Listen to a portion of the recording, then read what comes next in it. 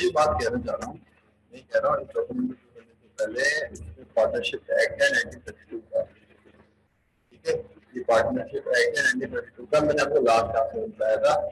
ये जो है इतना पुराना, तकरीबन अंदाजा लगा लीजिए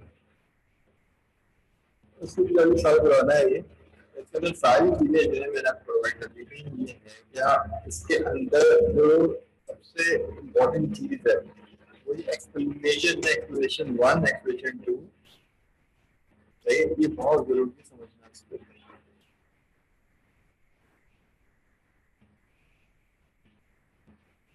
बाकी एक्सप्लेनेशन कोई नहीं। इसमें क्या है हमारे पास, partnership, partner from the foreign name. अच्छा, इसमें आप वो नाम नहीं रख सकते जो कि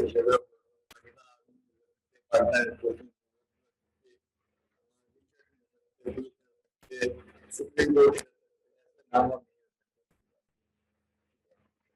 बात ये कि आप पार्टनरशिप चाह रहे हैं तो वो दूसरा बंदा आपके साथ पार्टनरशिप करने के, ये दूसरी चीज मैं बताना चाह रहा था। अच्छा, personal person who have entered partnership with one another or individual or partner name under the business carried out in the firm name। तो सब एक ही अम्ब्रेला के अंदर काम कर रहे हैं, ठीक है, कलेक्टिवली फॉर्म के तौर पे। बात जो हमारे पास, partnership not created by status. Partnership arises from contract not from the status.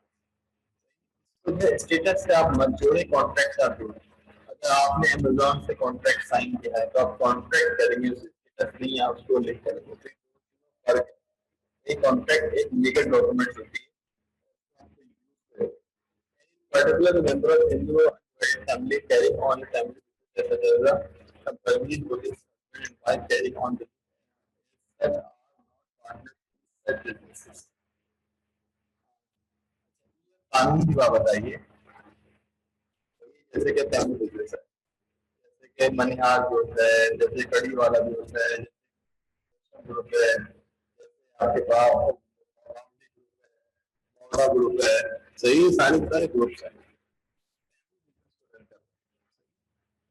Wife है कि फैमिली बिजनेस को रन कर, यह बात को आप याद रखिएगा। तो आपको partnership not related by the status, okay. बस क्या है कि ऑन अ फैमिली बिजनेस आता है, the burning builders, husband wife जो है वो आपका बिजनेस कर रहे हैं, हस्बैंड वाइफ जो है वो क्या है, ये भी और उनके उनके अंदर जो है वो पार्टनरशिप के टर्म नहीं आएंगे, तो एक ही बंदे, वो दो तो है नहीं। सही, हाँ, अगर आप उसको करना चाहें जैसे माइक्रोसॉफ्ट कर रहा है, माइक्रोसॉफ्ट के अंदर जो है वो डेफिनेटली अब उन्होंने बात जो है उनकी वाइफ 50% की पार्टनर हो गई,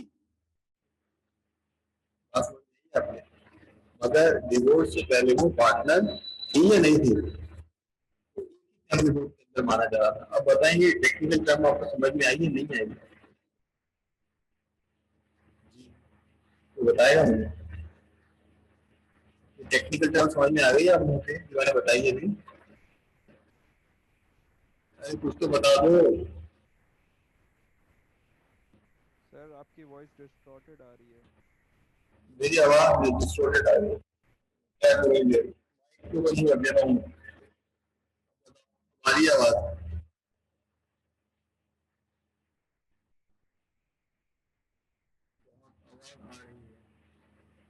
फ्रीक्वेंसी हाई है बेटा, 100% पे किसके भी चलेगा ना। मैं ऐसा कर रहा हूँ, माइक को कम कर रहा हूँ, ये मैं मिला दिया तो मिला नहीं, माइक को स्क्रीन पे लगा दिया,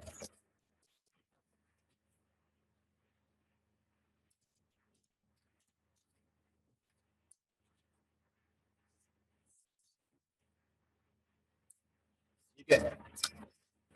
मोबाइल वाला माइक यूज करके देखें, नहीं नहीं मोबाइल वाला नहीं, मैंने मोबाइल यूज किया, मैंने अपना जो माइक है वो प्रोफेशनल लिया है। आवाज आ रही है आपको? क्लियर? क्या बता दो मुझे, क्लियर? जी सर अब थोड़ी बहुत बेहतर है। बेहतर है ना? अच्छा, तो मैं ये कह रहा था आपके पास पार्टनरशिप जो है not created by the status, आप एग्जाम्पल पे माइक्रोसॉफ्ट बिल गेट्स की जो वाइफ थी वो जो है डिवोर्स जब उनकी हुई है तो फिर वो पार्टनर बनी हैं। जब उनकी डिवोर्स हुई है तो then she become a partner. बात समझ में आई आपको? उससे पहले जो थी वो पार्टनर नहीं थी। सही, उससे पहले क्या थी? वो पार्टनर नहीं थी। उससे पहले जो है वो जिनका जो स्टेटस था वो फैमिली स्टेटस था। तो दोनों में फर्क है। ठीक है, तो ये चीज़ें जो है आपने इसको समझनी है। तो ये स्टेटस पे नहीं, अब कॉन्ट्रैक्ट है। हाँ, दोबारा बोले। आपकी वॉइस में अभी भी तो आई पूरे वीडियो बंद करके तो यार वीडियो आएगी, मैं क्या करूँगी बताओ?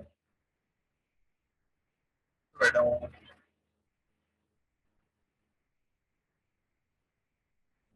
अब वो फिजिकल क्लासेस शुरू हो जाएगी तो मेरे काम में आसानी हो जाएगी। वो क्या करें, तो जैसा कुछ है ट्राई तो कुछ स्टूडियो वगैरह बना लूँ मैं उसमें वॉइस का मिक्स हो।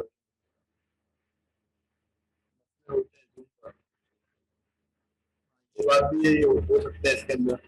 मगर टीम के अंदर हमें अगले दिन 2 दिन के बाद वीडियो मिलती है, फौरन तो फौरन नहीं मिलती। तो ये मैंने पॉइंट बता दिया आपको। सेकंड पॉइंट है mode of determining existence of partnership, determining weather a group of whether a person is a partner in a firm regard shall be had in the real relation between the parties as shown by all facts. The group of person is or is not the partnership. इसमें जो है ये बताया जा रहा है कि कौन सा बंदा जो है आपके पास पार्टनरशिप में मौजूद है, कौन सा बंदा पार्टनरशिप में मौजूद है, क्या पावर्स है, आपने उसको बताना जरूरी है। आपको बताया जा रहा है बहुत क्लियर, ग्रुप ऑफ पर्सन और whether a person is or is not a partner. Clear है ये? Now is that clear? भाई ये बात तो बता दो।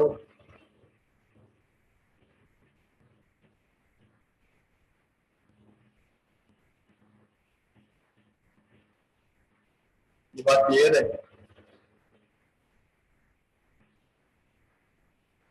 Explanation number 1. The sharing of profit or gross return arising from property by a person holding a joint or common interest in that property does not of itself make such person partners. Say sharing of profit or of gross return arising from property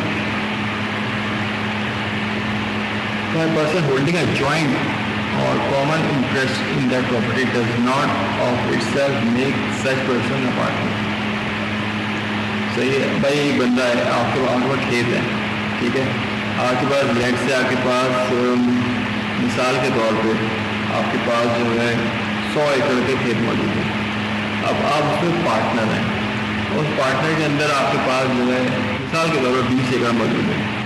अब आपने क्या किया कि उसके अंदर उस 20 एकड़ के अंदर आपने पार्टनर बना दिया। अब आप मालिक तो नहीं देना, पार्टनर जरूर देना। तो भाई आप प्रॉफिट शेयर करेंगे, लॉस शेयर करेंगे, जैसे भी थी पार्टनरशिप होती।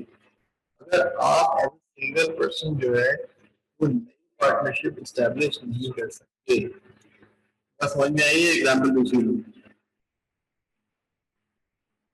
बस समझ में आई है या कोई और एग्जाम्पल लूँ? ऐसा बता दो, एग्जाम्पल समझ में आई, कोई और एग्जाम्पल लूं? सर एक और एग्जांपल दे दें।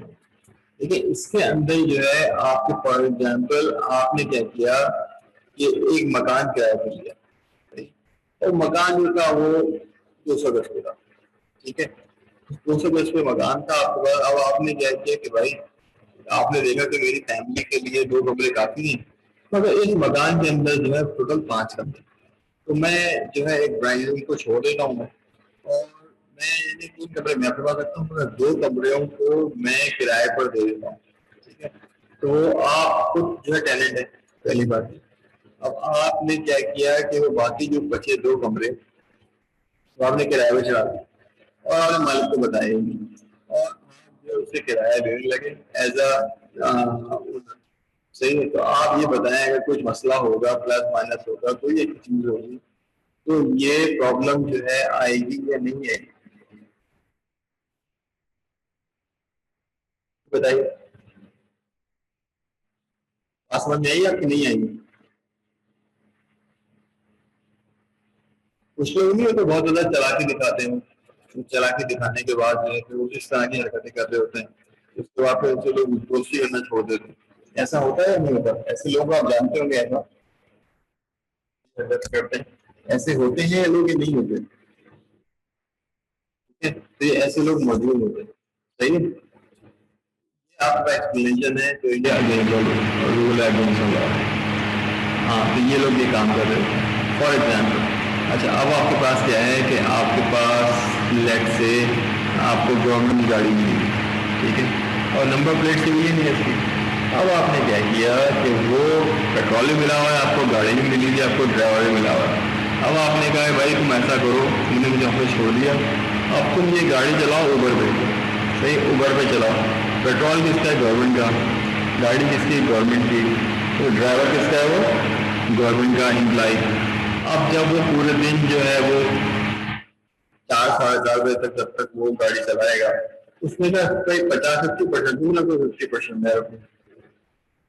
तो बताएं ये चीज सही है कि गलत है?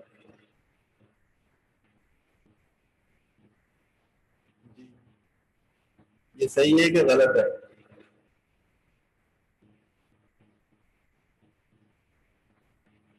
जी। तो हमारा कौन सा बच्चा भी इतनी अच्छी जवाब देता है जी? और क्या नाम है?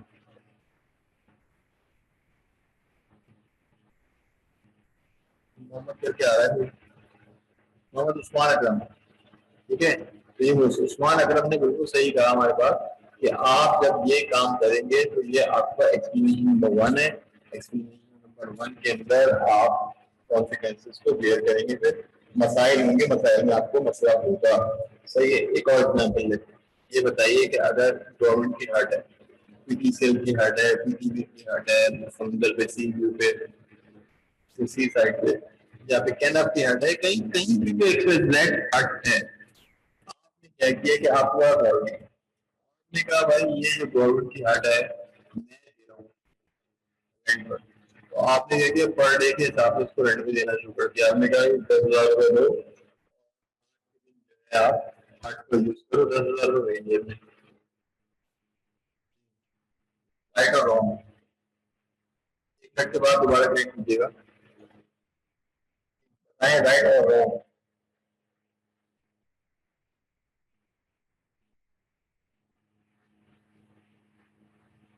राइट सर, कैसे राइट है?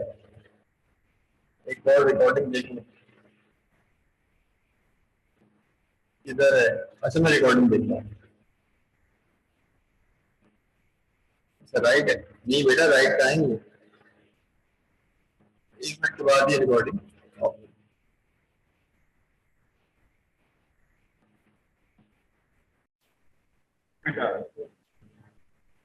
अब यहाँ पर क्या है नेक्स्ट?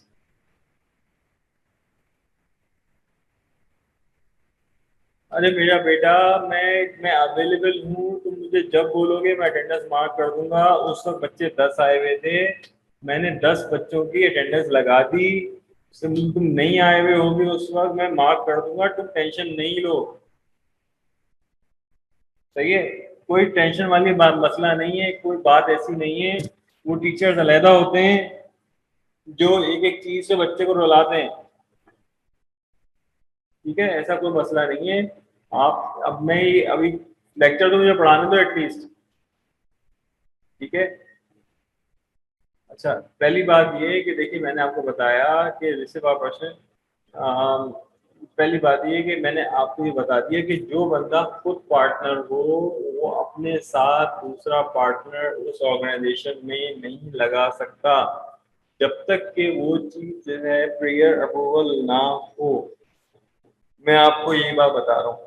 ठीक है, मैंने आपको एग्जाम्पल बताई वो एग्जाम्पल क्या थी, उसके अंदर ये था कि आपके पास एक हट है, वो हट जो है गवर्नमेंट का है। अब आपने क्या किया कि आप ये चाहते हैं कि अब आपकी ड्यूटी के अंदर शामिल था कि वो हट आप किसी को ना दें, क्योंकि गवर्नमेंट की प्रॉपर्टी है। मगर आपने क्या किया कि वो हट जो है, जो भी आया बंदा उसने कहा भाई मुझे इतने पैसे दे दो, तो उसने एक दिन के लिए वो हट उनको प्रोवाइड कर दिया। ठीक है, वो पैसे जेब में रख लिए इन्होंने।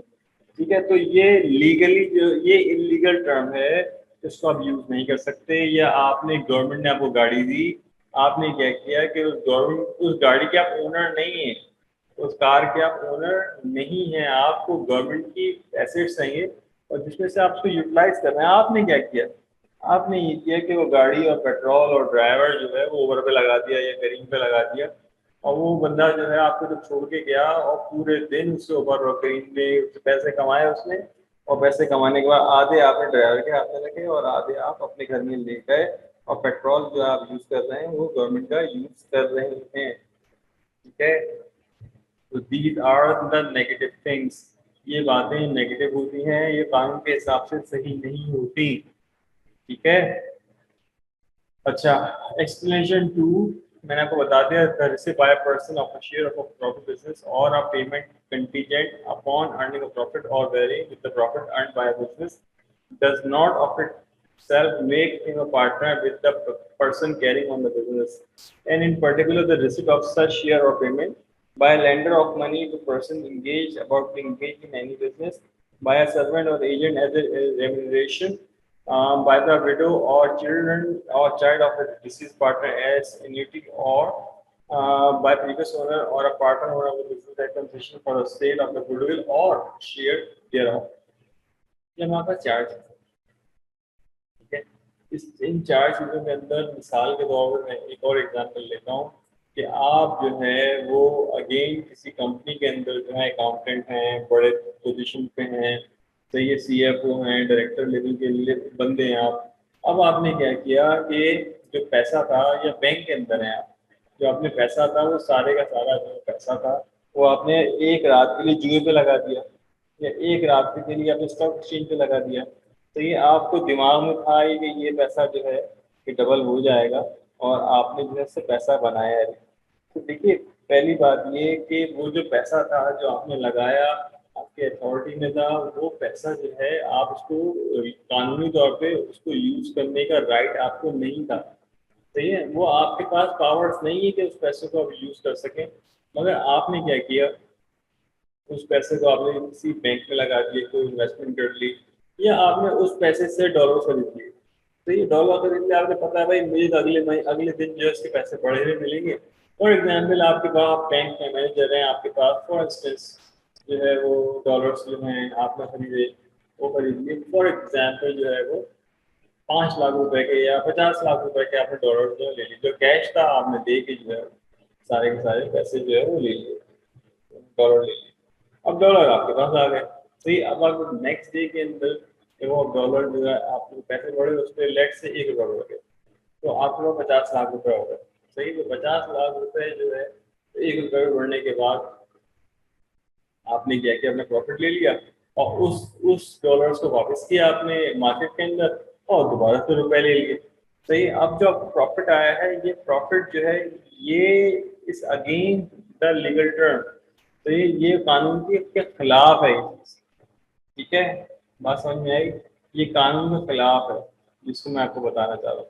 अच्छा, एक और चीज जो हमारे लोग कर रहे होते हैं, वो ये क्या करते हैं, इस्लामिक बैंकिंग में जाते हैं, उसमें असल में इंटरेस्ट कम होता है।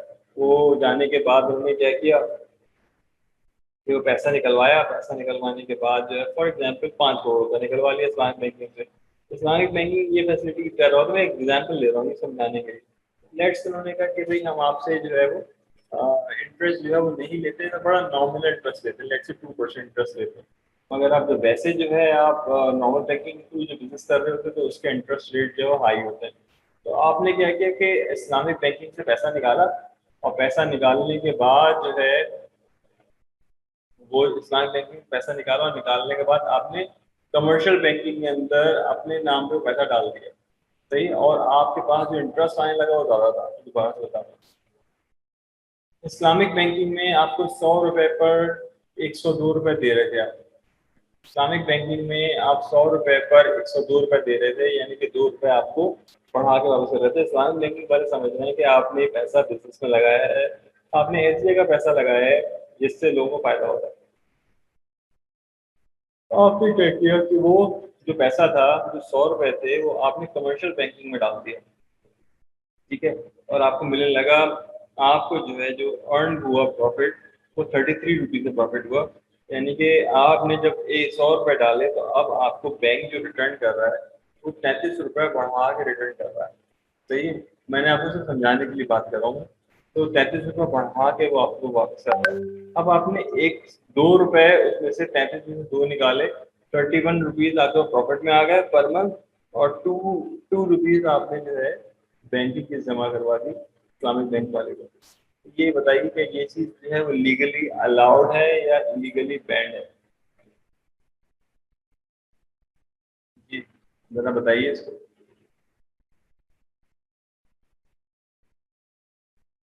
जी, ये चीज़ सही है कि गलत है? अगर पंखा ही बंद कर दो, हो सकता है इससे इको और कम हो जाए।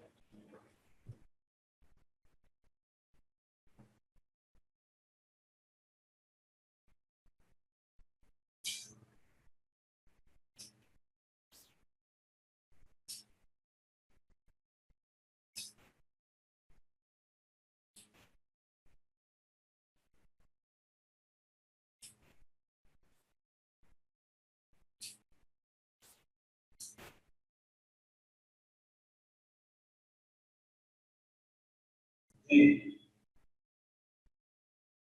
पंखा ही बंद कर दिया मैंने अब तो।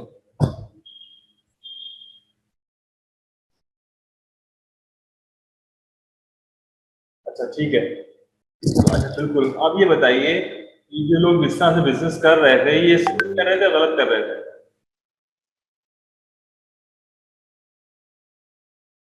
जी, गलत कर रहे थे सर। ये बताइए जो बिजनेस कर रहे थे बच्चे, ये जो लोग काम कर रहे थे, ये सही कर रहे थे या गलत कर रहे थे, जरा ये बता दें। सर गलत कर रहे थे। जी, देखो मुझे सिर्फ 12 बच्चे इस पर दिखाई दे रहे हैं 61 में से। ये जरा बताइए मुझे, ये जो बिजनेस कर रहे थे, ये सही बिजनेस कर रहे थे या गलत बिजनेस कर रहे थे या क्या कर रहे थे, थोड़ा मुझे बताइए। कि बैंक से इन्होंने पैसा उठाया और उठाने के बाद जो है वो पैसा दे दिया उन्होंने कमर्शियल बैंकिंग के अंदर, और उससे इन्होंने पैसा कमाना शुरू कर दिया। दैट इज राइट और that is wrong? Sir wrong. जी, रॉन्ग है ये, आप उसको यूटिलाइज नहीं कर सकते इन चीज़ों को। अच्छा, तो उसके बाद एक और एग्जांपल हमारे पास है जो कि हम नॉर्मली इसको यूज़ कर रहे होते हैं। लेट से आप मेडिकल फैसिलिटी आपके पास अवेलेबल है, उस मेडिकल फैसिलिटी के अंदर आप ये करते हैं, इस मेडिकल फैसिलिटी में आपको जो दवाइयाँ मिलती हैं, वो दवाइयाँ जो है आप उसको यूटिलाइज नहीं करते, खाते नहीं हैं। तो दवाइयाँ स्टोर वाले को कहते हैं भाई तो दवाइयाँ मुझसे ले लो, और उसकी जगह मुझे शैम्पू दे दो, फेयर एंड लवली दे दो, और मुझे परफ्यूम दे दो। ये चीज़ें वो ले लेते हैं उसके अंदर। तो बताइए दैट इज राइट और दैट इज रॉन्ग? जी, बिल्कुल सही है। ठीक है, ये चीज़ें जो है हमेशा अगेंस्ट द लॉ आएंगी इसके अंदर। अच्छा, एक और चीज़ जो है मैं आपको बताऊंगा, फिर उसके बाद जो है हम ये टॉपिक को चेंज करेंगे, आगे जाएंगे। डॉक्यूमेंट मैंने आपको भेजी हुई ऑलरेडी। तो ये फॉर एग्जाम्पल आप स्पार्को के एम्प्लाई हैं, सिविल एविएशन के एम्प्लाई हैं, पीआईई के एम्प्लाई हैं, तो आप इनको क्या होता है कि मेडिकल जो है वो रिबेट मिलती है। मेडिकल रिबेट मिलने के बाद क्या होता है, मेडिकल रिबेट के मतलब आपने कहा कि भाई मेरा इलाज करना, फॉर एग्जांपल आप ये कहते हैं कि भाई मुझे दांत लगवाना है, सही। अब आप दांत लगवाना है आपके पास, आपने क्या करते हैं, फाइल करते हैं, और फाइल कर लेने के बाद जो है वो आपको एक लेटर मिलता है, लेटर ले जाके आप वहाँ चले जाते हैं, डेंटिस्ट के पास चले जाते हैं। और डेंटिस्ट जो है वो काफ़ी महंगे हैं, आपके पास 1-1 लाख रुपए तक वो चार्ज कर रहे होते हैं दांतों के लिए। तो अब आप ये बताइए कि आप क्या कहते हैं कि भाई अब ये पैसा जो है वो दे कौन रहा है? ये आपके पास वो कंपनीज दे रही है, लेबर ब्रदर दे रहा है, पीआईई दे रहा है, सिविल एविएशन दे रहा है, स्टेट बैंक दे रहा है, सही है, और बड़े बड़े इदारे जो हैं ये आपके पास ये फैसिलिटी दे रहे हैं। अब आपने क्या किया, आपने ये कहा कि भाई ये फैसिलिटी मैंने ले ली है, अब लेने के बाद अब आप दूसरे बंदे को कह रहे हैं तो भाई तुम जाके जो है दांत लगवा लो, क्योंकि तुम्हें इसकी ज़रूरत है। और जो पैसा जो तुम्हें देना था, वो जो पैसा जो तुम्हें देना था डॉक्टर्स को, मैं तुम 1 लाख में आता, मुझे 50,000 दे दो, मगर 50,000 देने के बाद जो है उसको सस्ता पड़ गया। अब यहाँ पर उस कंपनी में वो जो दांत लगवाने थे उसको उसको फ्री पड़ रहे थे, सही। और उस बंदे ने क्या किया, वो एक तीसरे बंदे को वो लेके आया और जिसको असल में जेन्युइन मसला था, और उसको कहा कि भाई ये मेरा बिल है, इसमें सिग्नेचर मैंने, तुम जाके दांत लगवा लो, और जो उसका तुम्हें पैसा देना था तो वो मुझे आधा पैसा दे दो। तो 50,000 रुपये उससे ले लिए और दांत लगा किसी और के, और उसमें दांत भी सही लग गया, कंपनी को पता भी नहीं लगा, और आपके जेब में 50,000 रुपये आ गए। तो ये तमाम के तमाम लीगल जो हैं, ये टर्मिनोलॉजीज हैं, इसको आप यूज़ नहीं कर सकते, ठीक है। अच्छा, उसके बाद सबसे खतरनाक चीज़ जो है वो ये है कि आपके पास the person carrying on the business by the widow or child of a deceased partner as an annuity, or the previous owner of a part of a business as considered for the sale of the goodwill or share thereof। सही है। तो अगर आपके पास window है, child of disease partner है, तो आप उसके होते हुए, सही है, इसके होते हुए जो प्रॉफिट्स हैं वो आप, पहली बात ये कि अगर आपके पास ये पार्टनरशिप के तौर पर मौजूद है, बच्चा को मौजूद है, तो आपने इनको लॉस तो शेयर करना ही नहीं है, आपको उन्हें प्रॉफिट शेयर करना ही करना है। और आपके पास दूसरा मेरी serve partner with the person carrying on the business, और कोई नया बदल और नया पार्टनर जो है उनके साथ शामिल नहीं कर सकते।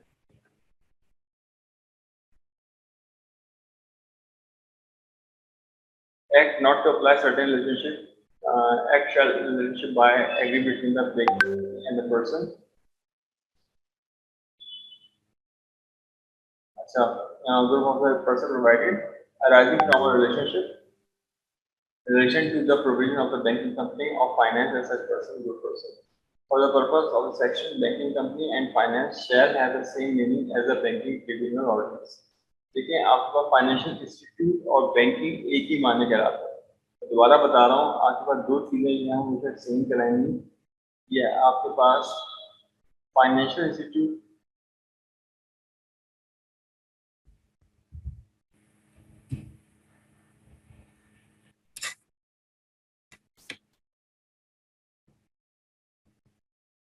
एंड बैंकिंग और the same।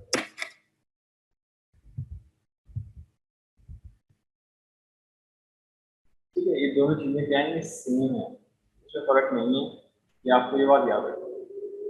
इंस्टीट्यूट की कैंसिल और मैंने डबल टी लगा दिया, दैट इज रॉन्ग, तो अब याद रखिएगा। Partnership at will, when no provision is made by the contract between the partner for the division of the partnership for the determination of the partnership, the partnership at will, जहाँ पर आप contract को date and time आप नहीं लिखते, then there no provision is made by contract between the partner for the partner for the position of their partnership, a partnership at will। सही है। तो ये विल आपके तौर पे है कि आप जब उसको एंड करना चाहें तो आप कर सकते हैं, उसको बता सकते हैं, मगर आपको पार्टनर को माफी लेने की जरूरत है। अगर आपने डिविशन नहीं लिखी थी तो पार्टनरशिप एट विल बन जाता है, क्योंकि मरने के बाद ही पार्टनरशिप खत्म होगी। A person may become a partner with another person in particular adventure undertaking। तो particular a person may become a partner with another person in particular adventures undertaking हो सकता है। अच्छा, अब जो मैंने लेक्चर्स बनाए थे मैं उस तरफ जा रहा हूँ। आप लोग के अटेंडेंस के मसले जो है मैं आपको सॉल्व कर दूंगा, आप बिल्कुल टेंशन ना लें। तो आप बच्चे जो है वो मुझे मैसेज करे जा रहे हैं, सर ये नहीं है वो नहीं है। बेटा, जब मैंने इसको ज्वाइन की, जब से शुरू किया था ना यहाँ पे, तो यहाँ पे कोई क्या बोलूँगा उसमें, क्लास में 10 बच्चे बैठे हुए थे। अच्छा, 94 company ordinance 1984 provide for 3 different types of business companies: company limited by share, company limited by guarantee, and unlimited liability company। Under the company ordinance 1984, 2 types of limited liability companies are provided for, namely private limited company. सही है, जो आपके पास जाहिर सी बात है जिसका private owner है हमारे पास, जिन्होंने पैसा लगाया हुआ है, सही है, तो वो हमारे पास है, प्राइवेट लिमिटेड कंपनी है हमारे पास। whereas any 3 or more persons identified by way from public company, यहाँ पे आप देख सकते हैं, यहाँ देखिए where any three or more persons who associated may from a public limited company, a company limited by the shares, whether a private company or a public company is the most common vehicle for carrying out a business enterprise in Pakistan. सही है, ये हो सकता है ऐसे।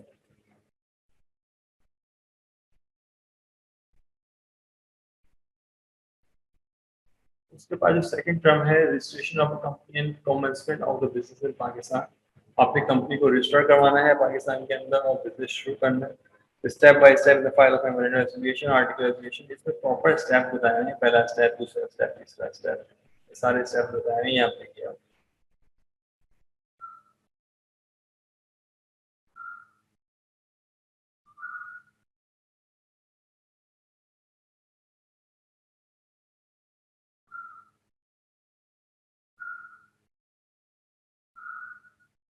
तो next step से मैं आपको बता देता हूँ क्या है।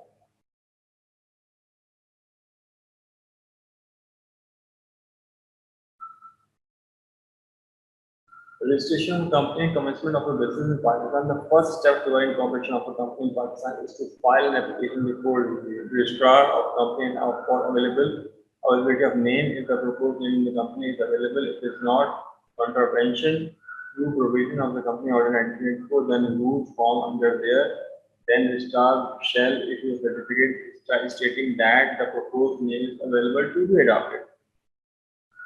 पहली बात ये कि आपने कंपनी का नाम लिया, रजिस्ट्रार को अप्लाई किया, वो कंपनी उस नाम से मौजूद नहीं है और वो कॉन्फ्लिक्ट जो है वो किसी तरह से आगे किसी लॉ से नहीं हो रहा, तो आपको अलाउ कर देगा वो कि कंपनी बन सकती है।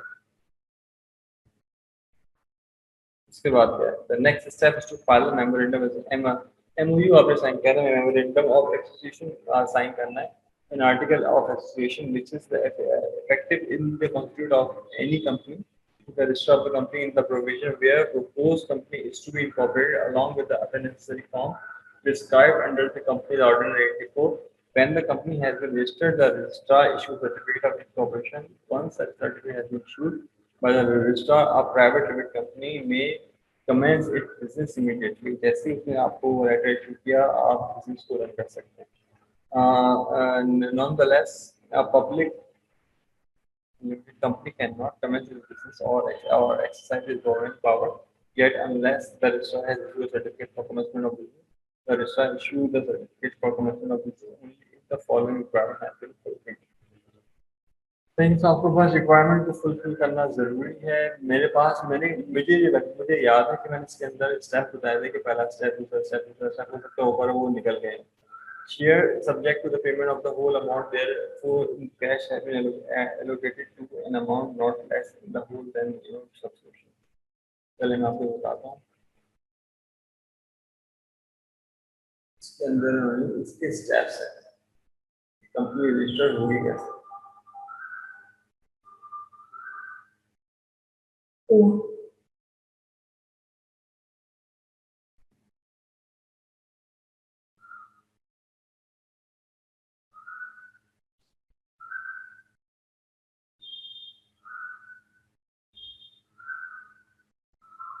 आ गया ना, ठीक है। देखिए propose name of A form it must be unique, ये जो है यूनिक होना चाहिए, बहुत जरूरी है। अच्छा, नेचर इसको फॉर बिजनेस आप बताएंगे कि इसमें है क्या, ये रेस्टोरेंट है या क्या है, ये आपको बताना जरूरी है। टेक्सटाइल कंपनी है, full name and CNIC partner of the copy of the partner, सबके नाम आएंगे। Full name sales of witnesses, इनके नाम और सीएनआईसी दोनों के आएंगे। Investment amount by each partner, किसने कितना पैसा लगाया है, उनके नाम आएंगे। और partnership deed on non digital stamp paper worth 1000 रुपये इस पे जाएगा। Office address of the partnership form, ये भी आपके पास उसका जाएगा।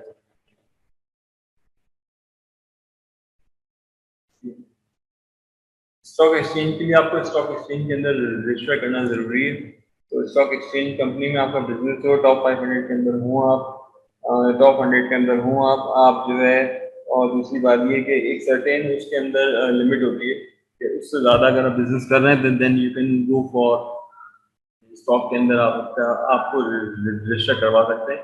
आपका क्वेश्चन अच्छा है, मैं इसको आपको अभी बताता हूँ, उसको देख के। इसका जो है ये लॉजिक होती है कि आप टॉप 100 के अंदर हैं या नहीं है। How to register company in Pakistan stock exchange. ठीक है, तो इसके सारे के सारे ये आइटम्स हैं।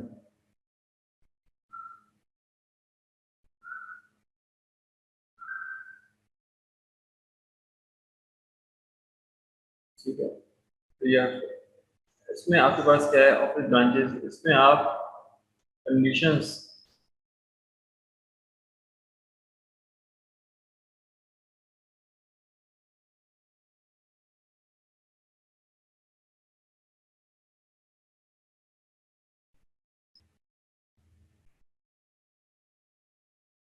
इसमें कंडीशन जो है आपके पास इतने साल तक आपने बिजनेस किया हो, इतना रन किया हो, प्रॉपर प्रॉपर कंडीशन मौजूद है।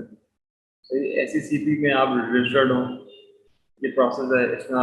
ये आपके पास आ गया, अंडरटेकिंग एफिडेविट है, चेकलिस्ट फॉर ब्रोकर है, fit and profit, subsequent receive of the TRE certificate, holder must apply for security license for SECP में आप रजिस्टर होना जरूरी है। आपको SECP में रजिस्टर होना जरूरी है, इसका मतलब ये कि आप जो है वो NDN आपका बना हुआ है, आपकी कंपनी जो है NDN बेस्ड है आपके पास, तो वो तमाम चीज़ें एक दूसरे के साथ लिंक्ड हैं, और लिंक होंगी तो फिर ये आप कौन चीज़ें कर सकते हैं।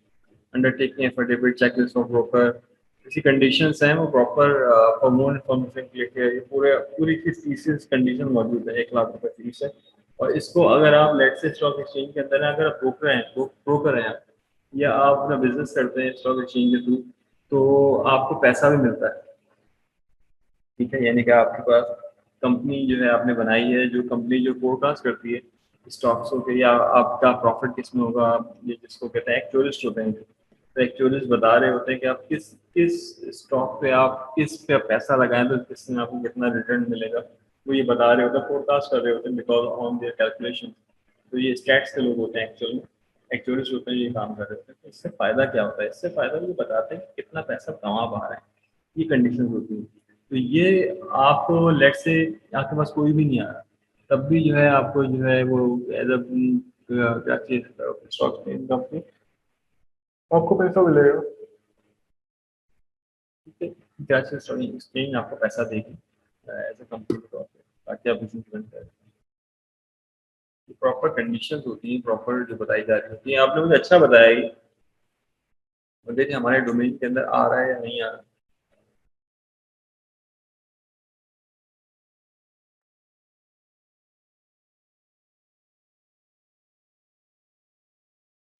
सारे अंडरटेकिंग है इसके अंदर। अच्छा लगा, तो मैंने ये आपको बता दिया, सब बता दिया उनको से। अच्छा, इसके बाद जो कंपनीज हैं,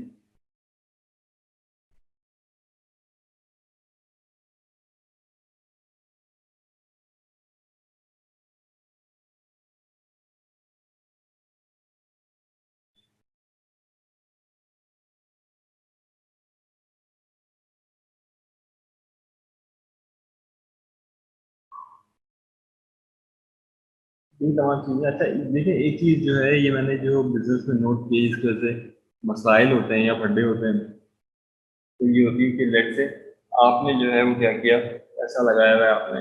अब आपने जो पैसा लगाया, जो गुड्स आपने सप्लाई कर दी, सप्लाई करने के बावजूद अब आपके पास क्या कर रहे हैं, कि जो प्रॉफिट आया, जो पैसा आया, वो उस इलाके का जो आपके पास क्या कहते हैं उसे, डिस्ट्रीब्यूटर है, वो सब रख के बैठ गया एज अ प्रॉफिट। तो ये बड़ा मसला होता है, ये मसला बहुत सीरियस होता है। मिसाल के तौर पे अब आपने जो है एटलस होंडा, थोड़ी नॉर्मल कंपनी में ले लेता हूँ, अगर लेट से आपने मिल्लत की कंपनी, तो मिल्लत कंपनी ने क्या किया कि अपने लिए एक डिस्ट्रीब्यूटर रखा, फॉर एग्जांपल डेरा गाजी खान के अंदर, DI खान के अंदर, कहीं पर भी उन्होंने जो है डिस्ट्रीब्यूटर रखा।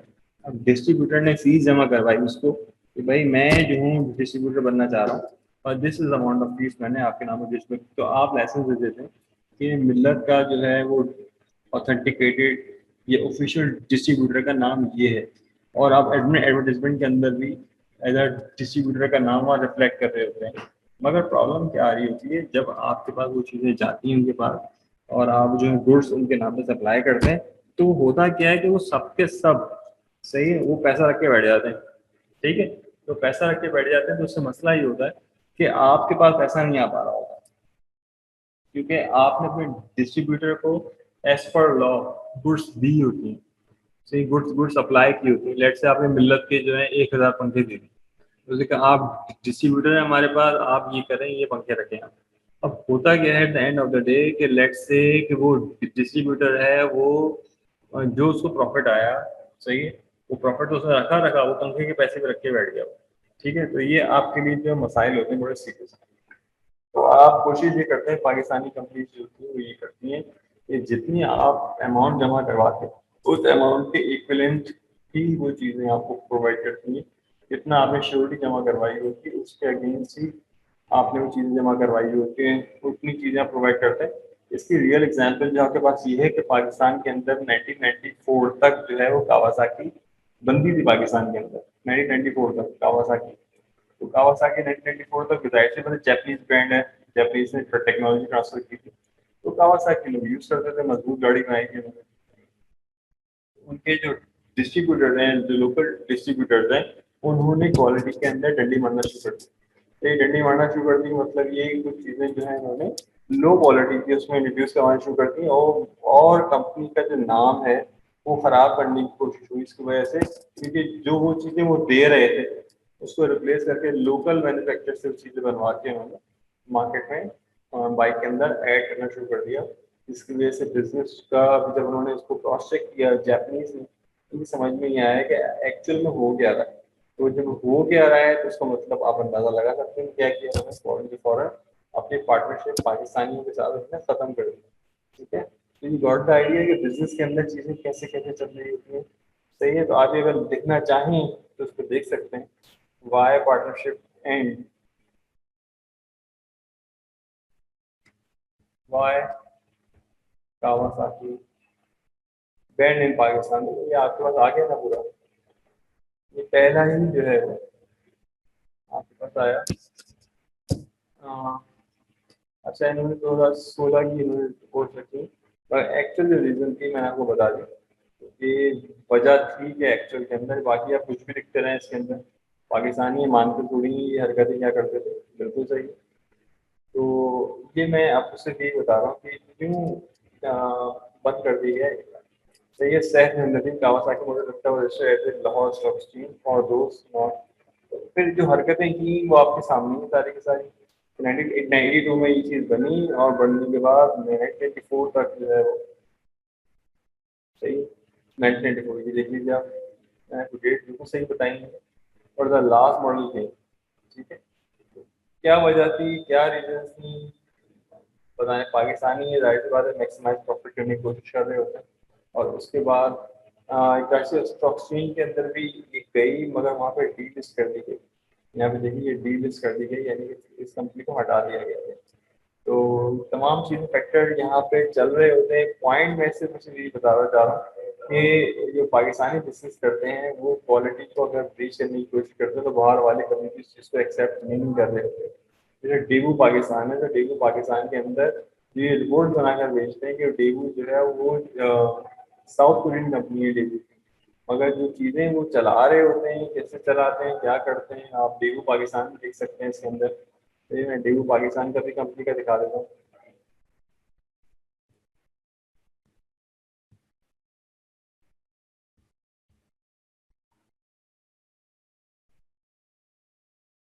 Debut company,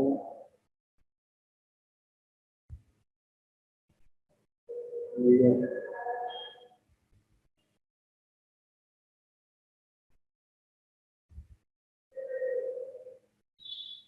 legal issues,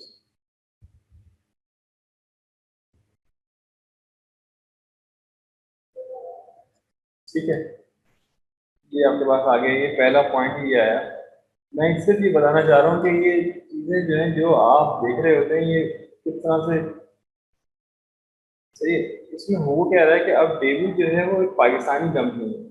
David corporation had sold out its transport company in Pakistan 3 years ago and now operating 10 service area on motorway which are safe in hand.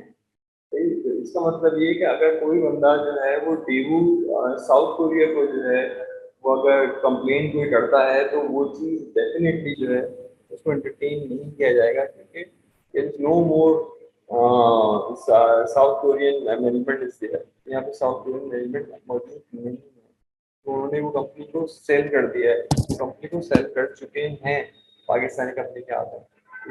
उसकी रीजन आपको आइडिया हो रहा होगा जो मैंने बताई, उसकी रीजन है क्या। खैर आपको ये लीगली कॉर्पोरेट की काफी चीजें मैंने बता दी है। हम लेक्चर की तरफ जा रहे हैं वापस। तकरीबन 6:30 मिनट के बाद जो है सेशन जो है खत्म हो जाएगा, आपको कनेक्ट कर लीजिएगा। आपने क्विज़ वगैरह दिए थे आपने? जी आपसे मैंने क्विज़ असाइनमेंट लिए मैंने आपसे।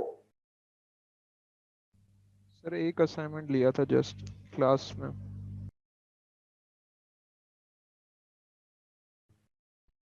ठीक है।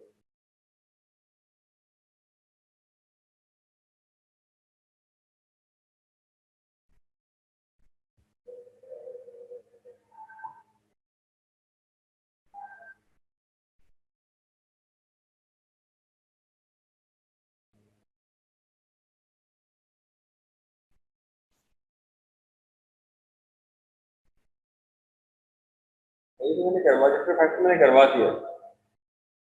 बिल्कुल सही, ये तो मैंने आपको करवा चुका हूँ। ऐसे ही चैप्टर 5 चैप्टर 6 करवाना है।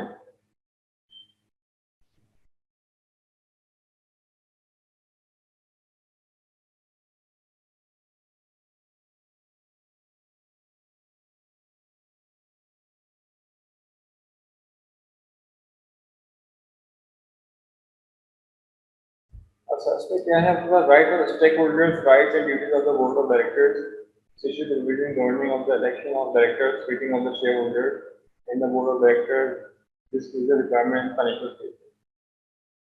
हाँ अच्छा, इसके अंदर देखिए होता क्या है, सबसे ज़्यादा मैं आपको एक एग्जाम्पल देता हूँ समझाने के लिए, इससे आपको काफ़ी चीज़ समझ में आ जाएंगी।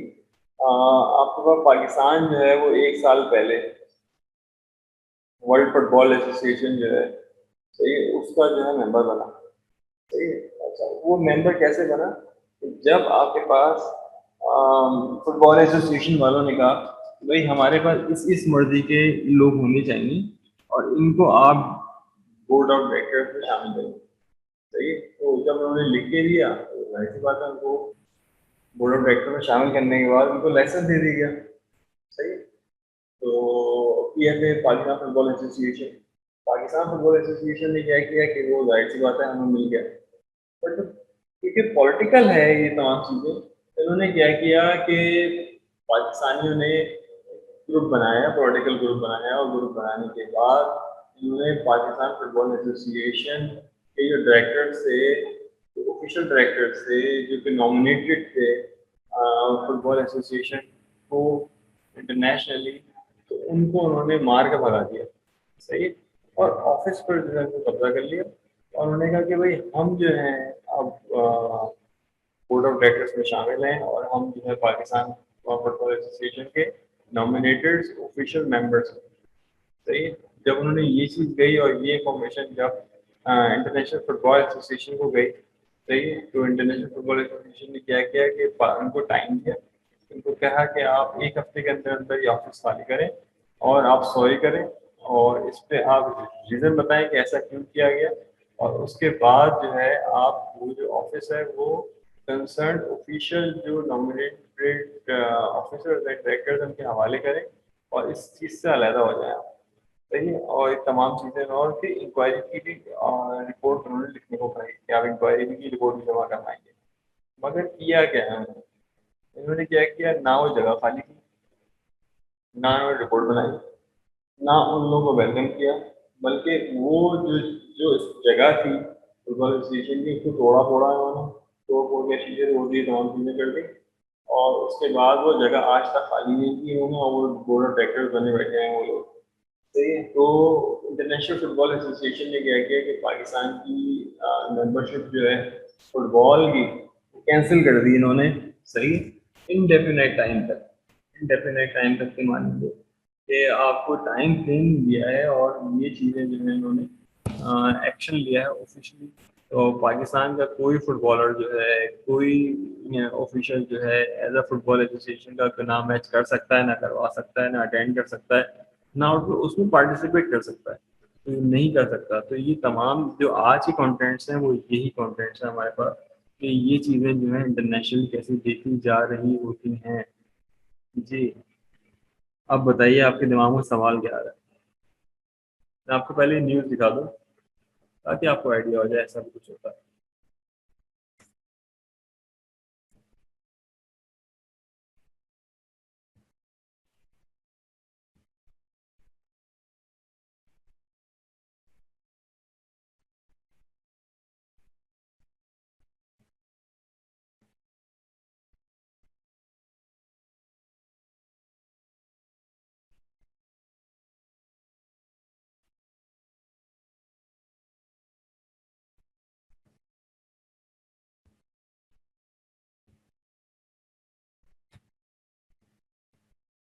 ठीक है। फीफा ने इनको बंद कर दिया। FIFA ban Pakistan football federation with immediate effect. सही है। ये 7 अप्रैल की न्यूज़ है और उसकी रीज़न क्या थी आप देख लीजिए।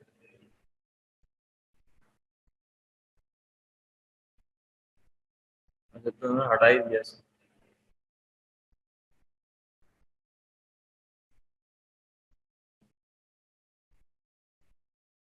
जी मेरा बेटा। जी।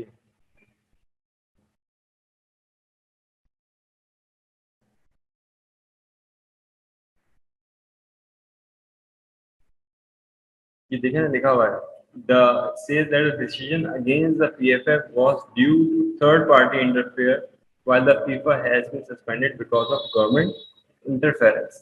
तो गवर्नमेंट इंटरफेरेंस की वजह से जो है इन्होंने इस चीज को। ठीक है। तो मैंने आपको बताया।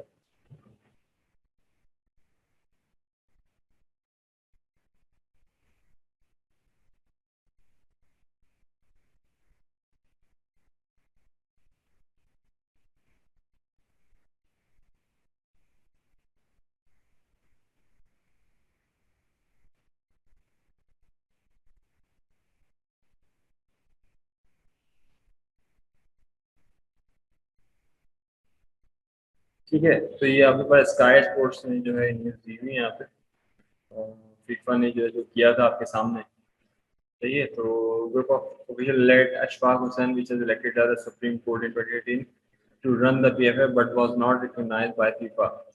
Took over the headquarters recently and seized control from the FIFA Normalization Committee headed by the Harun Malik local media reporter. FIFA said the statement witnessed that the decision to suspend the PFF was drawn by hostile takeover, which constituted a serious violation of its statutes. FIFA additional a warning letter should be legitimate accommodation of the PFA। तो ये तमाम चीज़ें जो है इसमें आ रही होती है जो लीगल ग्राउंड्स है। अब लीगल ग्राउंड्स के अंदर भी अगर आपको पता है सुप्रीम कोर्ट ने ऑर्डर दिए हैं तो ये सुप्रीम कोर्ट का डिसीजन जो है वो आप शेयर करें फीफा वाला मसला। तो बताएं कि भाई आपने जो कमेटी बनाई थी वो ये लोग हेड कर रहे थे मतलब due to intervention of Supreme Court की डायरेक्शन जो है वो ये है। तो काइंडली रिवाइज योर डिसीजन आप प्रॉपर उनको लिखते हैं उनका जवाब आता है। वो जवाब आने के बाद सुप्रीम कोर्ट को इतला दी जाती है कि भाई हमने ये क्वेश्चन किया था इनसे इसके अगेंस्ट में हमें ये जवाब मिला है। सुप्रीम कोर्ट की डायरेक्शन क्या कहती है तो सुप्रीम कोर्ट जो है एक अच्छा फैसला जो है वो करवा देती है। इस तरह की जो है मुल्क में बदनामी नहीं होती। पूरी दुनिया में जगह सही है बदनामी नहीं होती। तो ये अगर आप बोर्ड ऑफ डायरेक्टर्स होते हैं तो बहुत ठंडा करके चलते हैं ये गर्म नहीं चलते और चीज़ों को सॉल्व करने की कोशिश करते हैं चीज़ों को बिगाड़ने की कोशिश नहीं कर रहे होते कि बस मुझे सीट मिल जाए और मैं आगे बैठ जाऊँ। ऐसी चीज़ें कभी भी जो है वो लॉन्ग टर्म नहीं चल रही होती।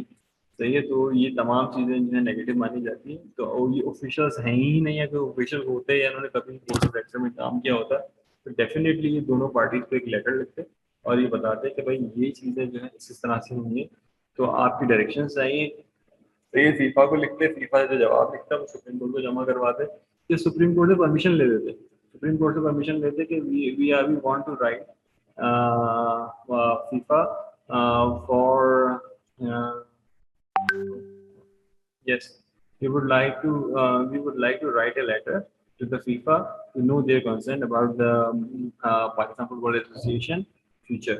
सही, वो इस तरह से वो सवाल को नोट लिखते हैं, लिखने के बाद जो है वो सुप्रीम को ऑर्डर करती, सुप्रीम कोर्ट ऑर्डर ये करती है कि हाँ हमने परमिशन दिया, आप लेटर लिख सकते हैं। तो वो लेटर जो है फिर वो आप लिखेंगे उनको, फीफा वालों को, और उसमें लिखेंगे as per the direction from Supreme Court, we are writing this letter as per direction from Supreme Court, and we want to define provide you the concern about this of the Supreme Court about this matter। वो पूरा पर आप वो लिखेंगे, तो आपको वो भी इतने बेवकूफ़ नहीं होते, आपको जवाब देते हैं कि इनको लोग चीज़ों को लेकर कैसे चलना है। वो आपको ये भी कह सकते हैं कि आप री इलेक्शन करवा लें, और री इलेक्शन के अंदर आप ये लोगों को जो है नॉमिनेट करें, तो ये भी कह सकते हैं। तो कहने का मतलब ये है कि बोर्ड ऑफ डायरेक्टर्स का काम जो है किसी को लड़वाना नहीं होता, उसका सोल्यूशन निकालना होता है। मैं बार बार ये कहना चाह रहा हूँ, ठीक है, और ये प्रेजेंटेशन के अंदर भी ये बताया गया है, ठीक है। तो ये चीज़ें आपकी समझ में आई हैं कुछ जो मैंने बताई हैं, या आपको मुश्किल लगा है, क्या हुआ है? तो देखिए, statutory provision for governing the election of directors, meeting of the stake holders and the board of directors, disclosure requirement and financial statement, ये तमाम चीज़ें।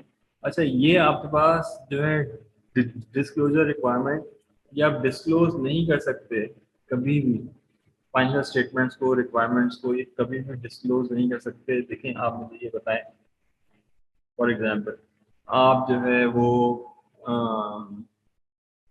जिसे बोलते हैं, देखो ओके, आप जो है वो एक टेक्सटाइल मिल ओनर हैं, आप एक टेक्सटाइल मिल ओनर हैं। तो आप टेक्सटाइल मिल ओनर हैं, तो वो आपको ये कहते हैं कि आप ये बताइए कि आपने कितनी बेल्स खरीदी, सही।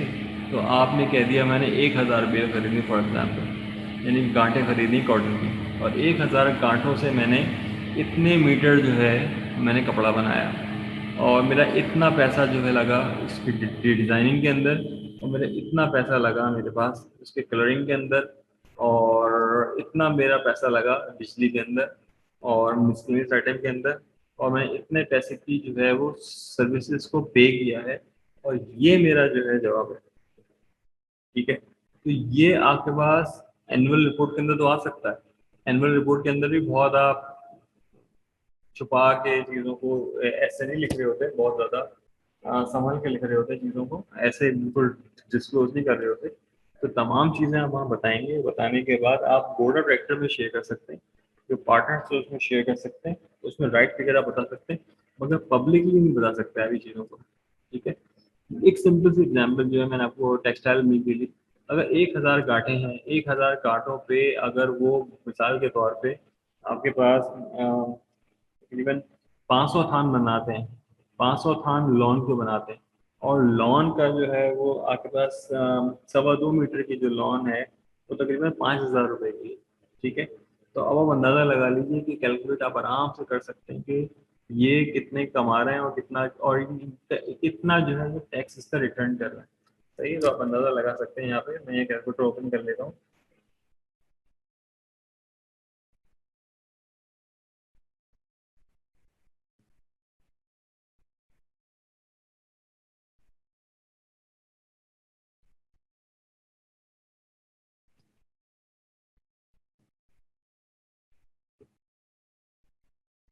तकरीबन 50 मीटर, 50 मीटर का एक थान होता है, सही है। और लेट से आपने 1000 कांटों से जो है वो 500 थान बनाए, तो 500 को मल्टीप्लाई करेंगे आप 50 से, सही है। 500 को मल्टीप्लाई करेंगे आप 50 से, तो ये मैं कैलकुलेटर में इससे बताना ही चाह रहा हूँ कि आप कौन सी चीज़ें लिखेंगे, कौन सी चीज़ें नहीं लिखेंगे।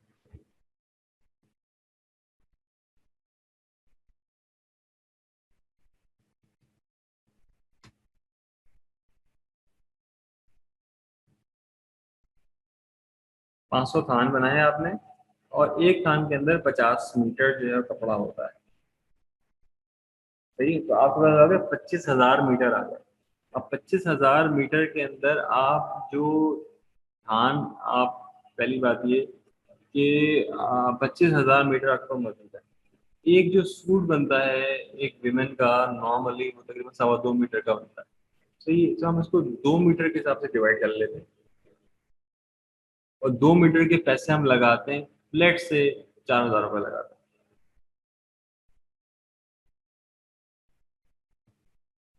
सही है, तो 1250 मीटर हो गए, 1250। अब 1250 मीटर जो हमारे पास जो वैल्यू आई है वो हमारे पास सूट्स की आई है, और एक सूट कितने का है हमारे पास, वो तकरीबन 4,000 रुपये का।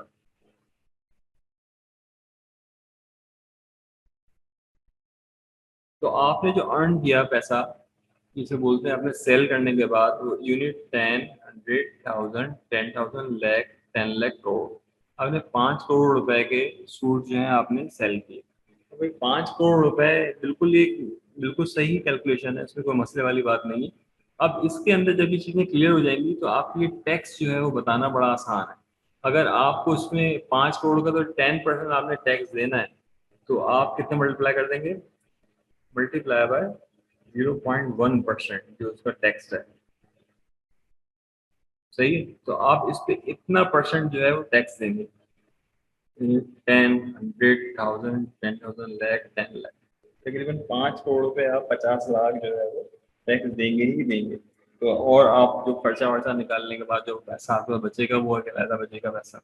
तो कहने का मेरा मतलब यही है कि आप ऐसी कोई चीज बोर्ड ऑफ डायरेक्टर्स की ये आप वहाँ शो कर सकते हैं जहाँ के आपके प्राइवेट या फिर बहुत कन्फाइंड जो है पार्टनर्स हों, वहाँ पे आप चीज़ों को चला सकते हैं इसके अंदर।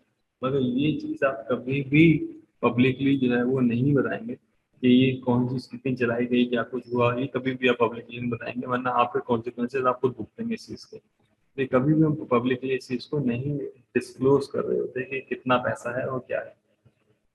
ठीक है, तो इनकम टैक्स जो आपका 50 लाख रुपए एज एन इनकम टैक्स आप जमा करवा रहे हैं 5 करोड़ के कपड़े।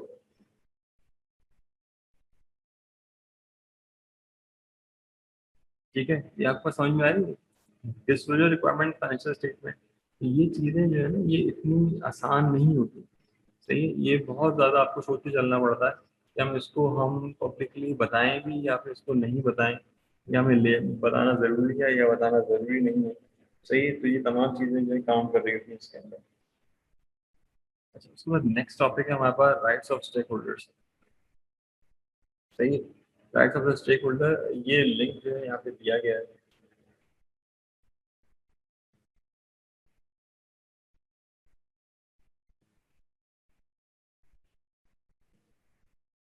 चीजें आपको समझ में आ रही है या ऊपर से गुजर रही है? जी, कुछ समझ में आ रही है चीजें?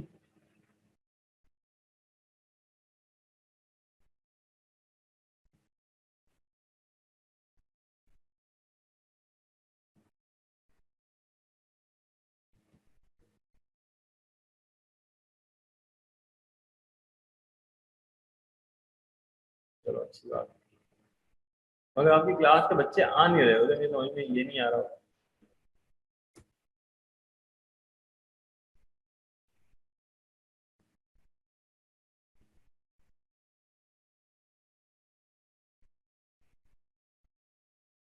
चीजें मैं अभी आपको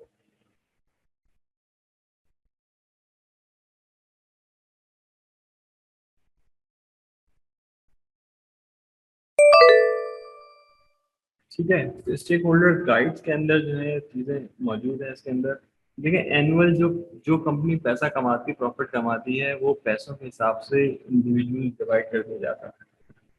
ये आपके पास जो है स्टॉक एक्सचेंज के माने ये जो प्राइस होते हैं, कितने आप पैसा जो है वो लगा रहे हैं उस कंपनी के एसेट्स के अंदर, उस कंपनी की जो वैल्यू है शेयर्स के अंदर कितना पैसा लगा रहे हैं, और पैसा कितना लगाने के बाद कितना पैसा उससे आपको मिल रहा है।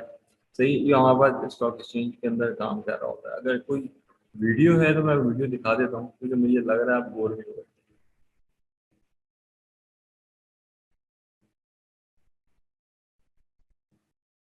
और stock exchange works.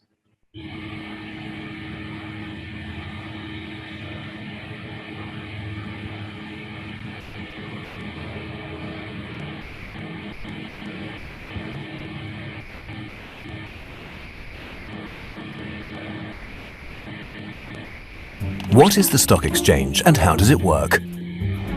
The stock exchange is nothing more than a giant globally networked and organized marketplace where every day huge sums of money are moved back and forth. In total, over 60 trillion euros a year are traded, more than the value of all goods and services of the entire world economy. However, it's not apples or second-hand toothbrushes that are traded on this marketplace, but predominantly securities. Securities are rights to assets mostly in the form of shares. A share stands for a share in a company. But why are shares traded at all? Well, first and foremost, the value of a share relates to the company behind it. If you think of the value of the company in terms of a pizza, the bigger the overall size of the pizza, the bigger every piece is. If, for example, Facebook is able to greatly increase its profits with a new business model, the size of the company's pizza will also increase, and as a result, so will the value of its shares. This is of course great for the shareholders. A share which perhaps used to be worth 38 euros could now be worth a whole 50 euros. When it's sold, this represents a profit of 12 euros per share.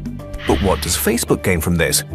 The company can raise funds by selling the shares and invest or expand its business. Facebook, for example, has earned $16 billion from its listing on the stock exchange. The trading of shares, though, is frequently a game of chance. No one can say which company will perform well and which will not. If a company has a good reputation, investors will back it. A company with a poor reputation or poor performance will have difficulty selling its shares. Unlike a normal market in which goods can be touched and taken home, on the stock exchange only virtual goods are available. They appear in the form of share prices and tables on monitors. Such share prices can rise or fall within seconds. Shareholders therefore have to act quickly in order not to miss an opportunity. Even a simple rumor can result in the demand for a share falling fast, regardless of the real value of the company. Of course, the opposite is also possible. If a particularly large number of people buy weak shares because they see, for example, great potential behind an idea, their value will rise as a result. In particular, young companies can benefit from this. Even though their sales might be falling, they can generate cash by placing their shares. In the best-case scenario, this will result in their idea being turned into reality. In the worst-case scenario, this will result in a speculative bubble with nothing more than hot air. And, as in the case with bubbles, at some point they will burst. The value of Germany's biggest 30 companies is summarized in what's known as the DAX share index. The DAX curve shows how well or poorly these major companies, and thereby the economy as a whole, are performing at the present time. Stock exchanges in other countries also have their own indices, and all of these markets together create a globally networked marketplace.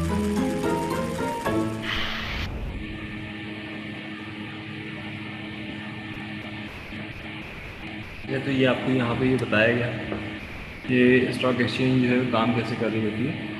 होता ये है कि पैसा जो है investment मुसलसल आ रही होती है, ठीक है। तो इन्वेस्टमेंट क्या होती है कि जो आपके पास शेयर्स हैं, जो आपके पास कंपनी की कॉस्ट है उसको शेयर्स में डिवाइड करते हैं। फॉर एग्जांपल आपने जो है वो 1 लाख रुपए के अंदर ही कंपनी फॉर्म की, तो अब आपने क्या किया कि उसके शेयर्स बना दिए।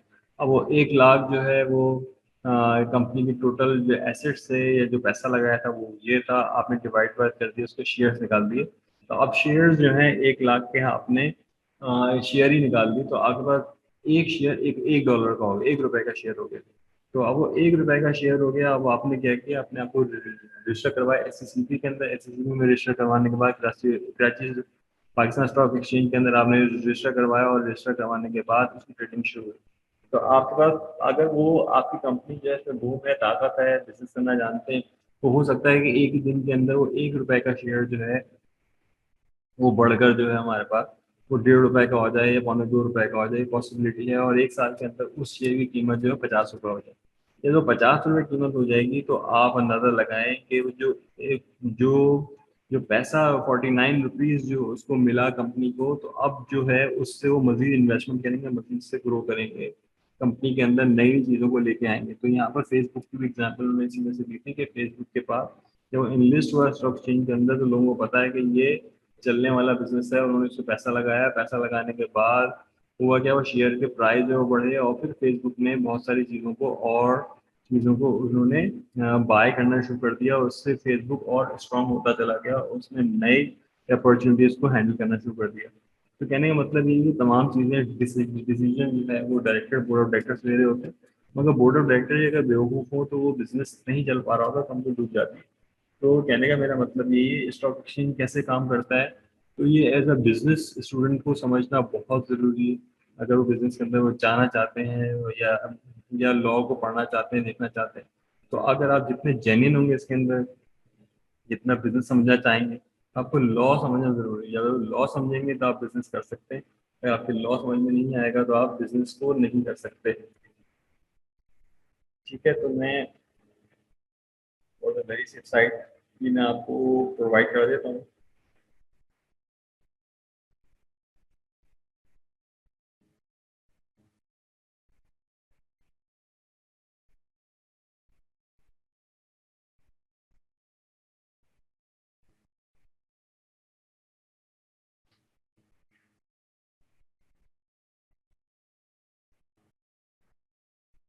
ठीक है, तो ये आपके पास अभी मिल जाएगा आपको, ये जो तमाम कंडीशन है इसके अंदर किस तरह से जो है वो सारा वो नहीं किया ये।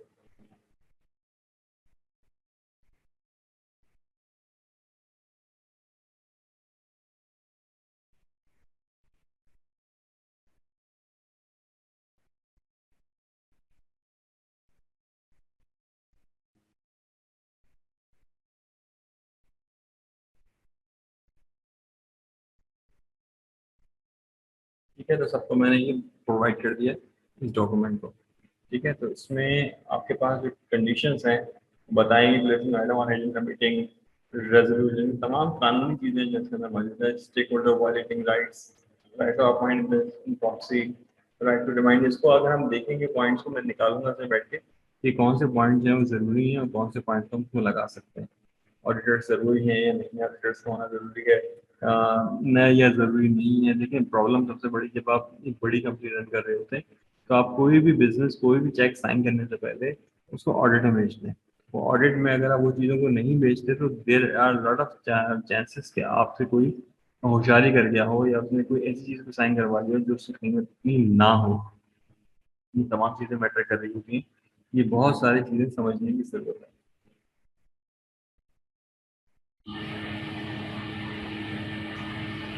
अच्छा, ये मैंने बता दिया आपको। Right to the offer of share by company at the time of the further issuance of share, right to receive dividends। Dividends के अंदर ये होता है कि साल के आखिर के अंदर जो है वो जितना प्रॉफिट होता है उसको इवनली जो है वो जो शेयर होल्डर्स हैं उनके अगेंस्ट डिवाइड कर दिया जाता है। मैं आपको दिखा देता हूँ।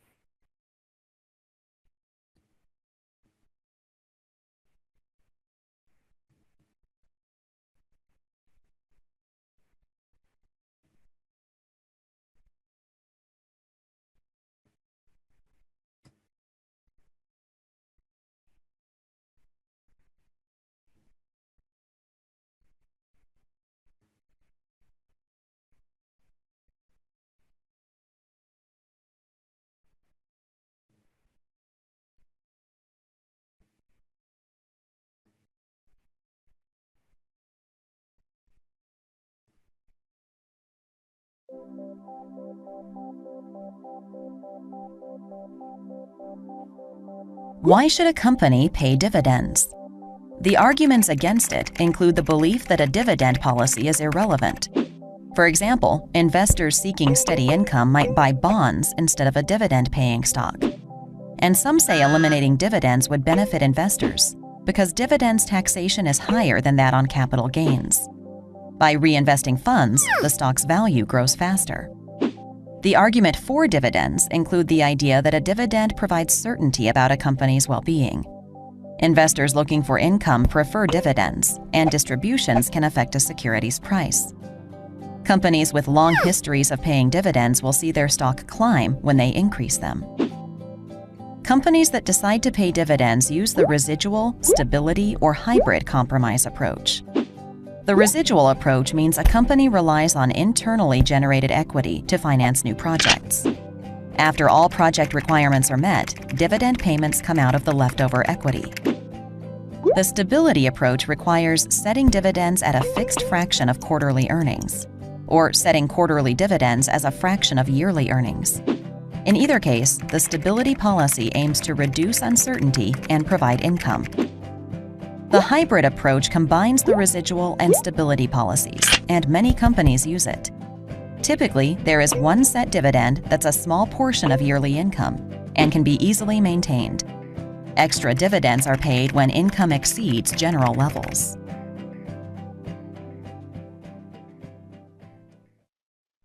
जी, यहाँ पर जो है आपने देखा ये डिविडेंड्स क्यों दिए जा रहे होते हैं। अब डिविडेंड्स जो है आप मंथली बेसिस पे दे सकते हैं, डिविडेंड जो है आप क्वार्टरली बेसिस पे दे सकते हैं, ये आप पे डिपेंड कर रहा होता है। डिविडेंड्स जो है ये प्रॉफिट होता है जितना आप कमाते हैं साल के अंदर, और उसको जो है ये जितना आप 4 महीने के अंदर कमाते हैं उसको इवनली जो है वो आपके जो पार्टनर्स होते हैं जिसे बोलते हैं उनमें डिवाइड कर देते हैं इसको। सही, तो ये ज़रूरी होता है इसके अंदर डिविडेंड्स के अंदर इन्वेस्टमेंट वाला निकल जाएगी, आप सीधे सीधे चलाएंगे कैसे। उसके बाद क्या है,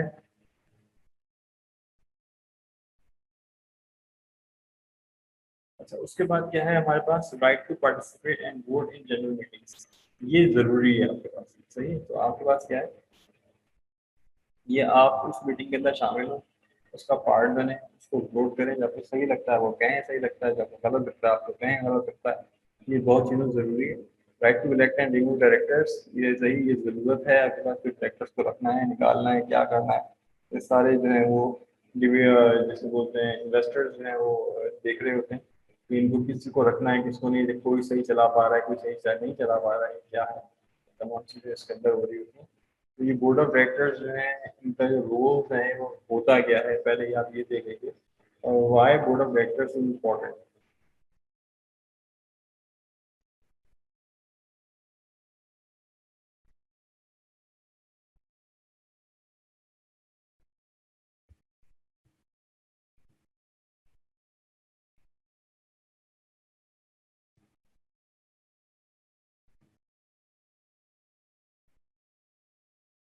ठीक है,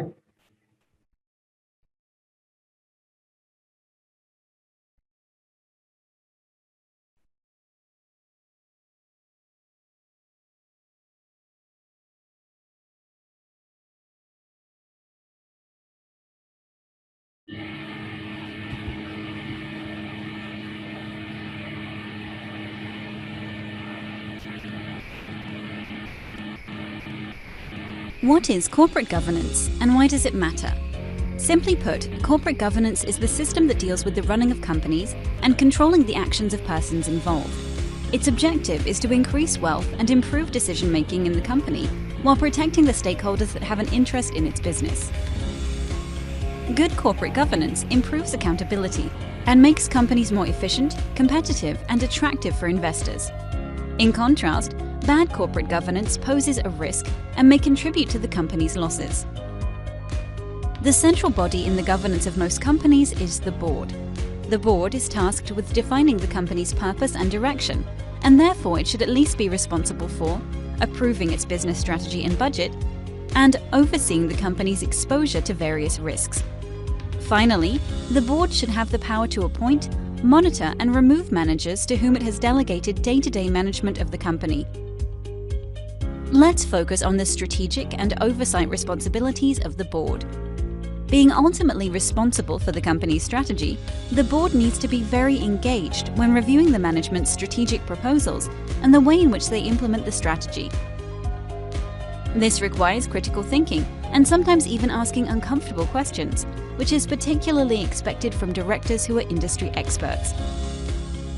When overseeing senior managers, board members must not be passive observers. However, they shouldn't interfere with the daily business either, because that might discourage managers' efforts. Directors should be able to challenge management, but also be there to provide constructive guidance.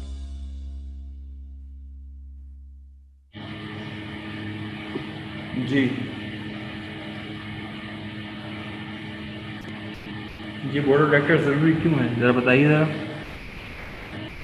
जी बताइए।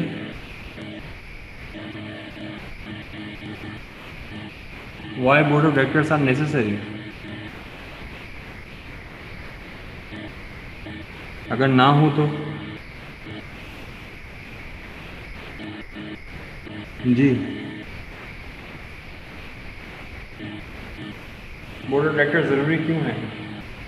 देखिए आपको proper guidance के लिए, proper counselling के लिए, right path के लिए ये लोग बोर्ड ऑफ डायरेक्टर्स होते हैं और ये प्रॉपर बता रहे होते हैं कि आपने चलना कैसे, और कंपनी की जो है गाइडलाइन जो है वो उनसे एसोसिएट नहीं होती है, तो they are really good people. तो इसमें बोर्ड ऑफ डायरेक्टर को लगा भी सकते हैं और बोर्ड ऑफ डायरेक्टर को हटा भी सकते हैं। Right of share holders, right to contest election to the production the position of a director, right to appoint auditor and fix their remuneration, right to receive residual asset at the time of winding up the company, right to have different periodical reports, right to have access to certain information of the company.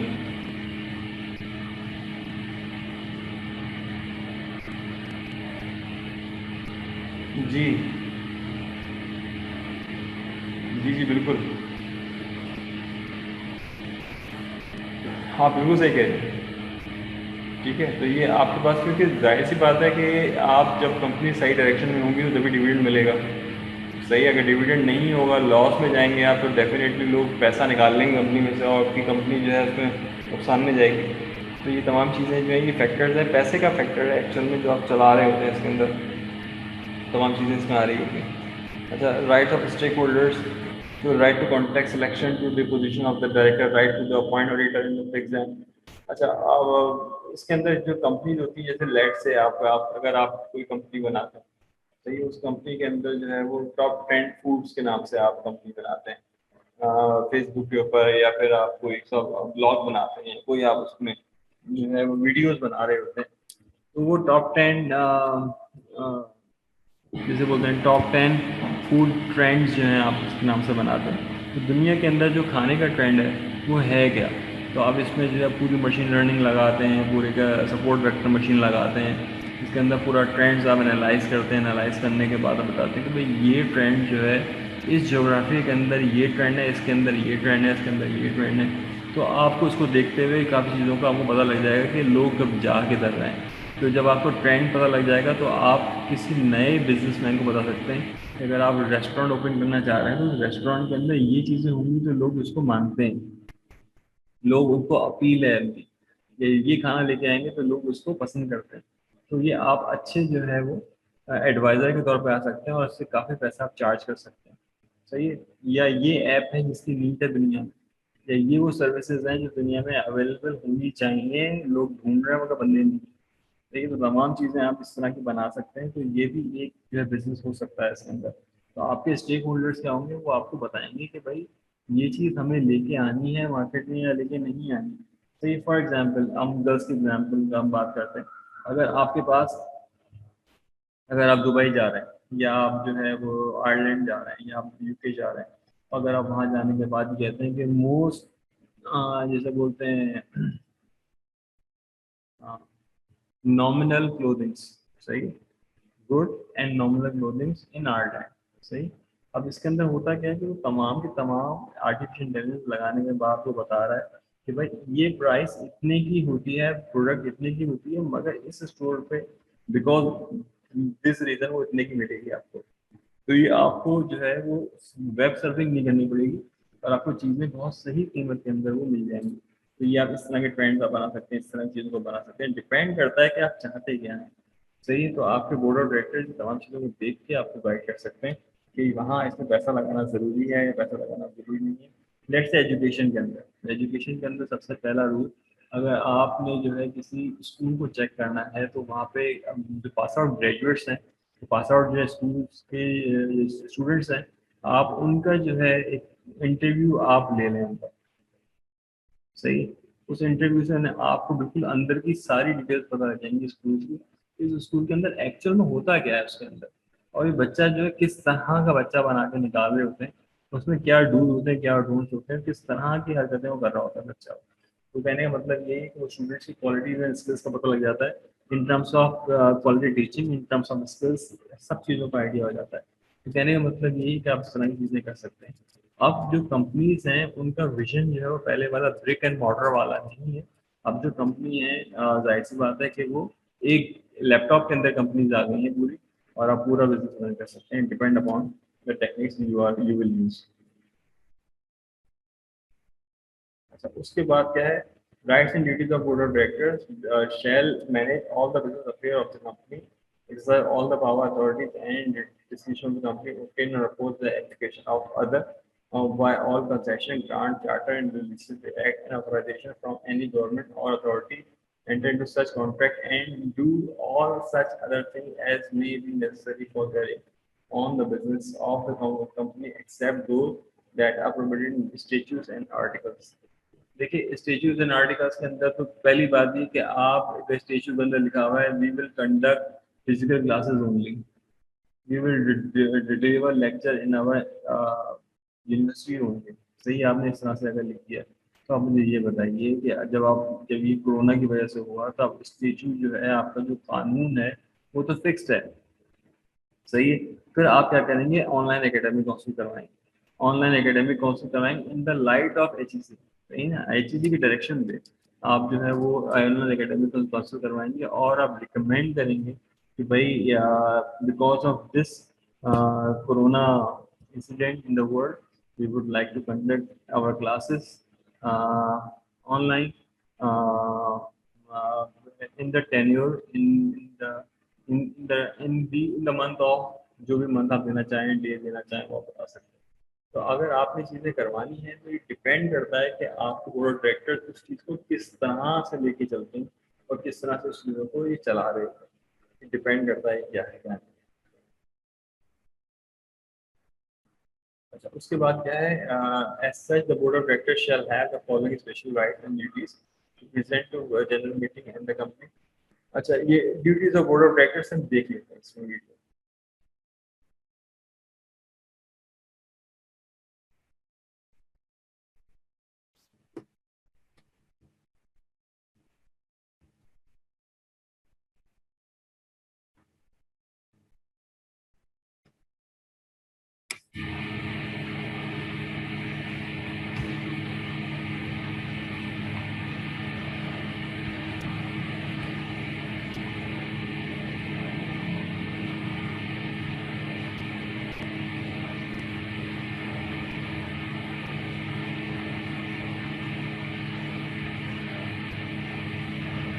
The following BLTV program is brought to you by O'Flaherty Law.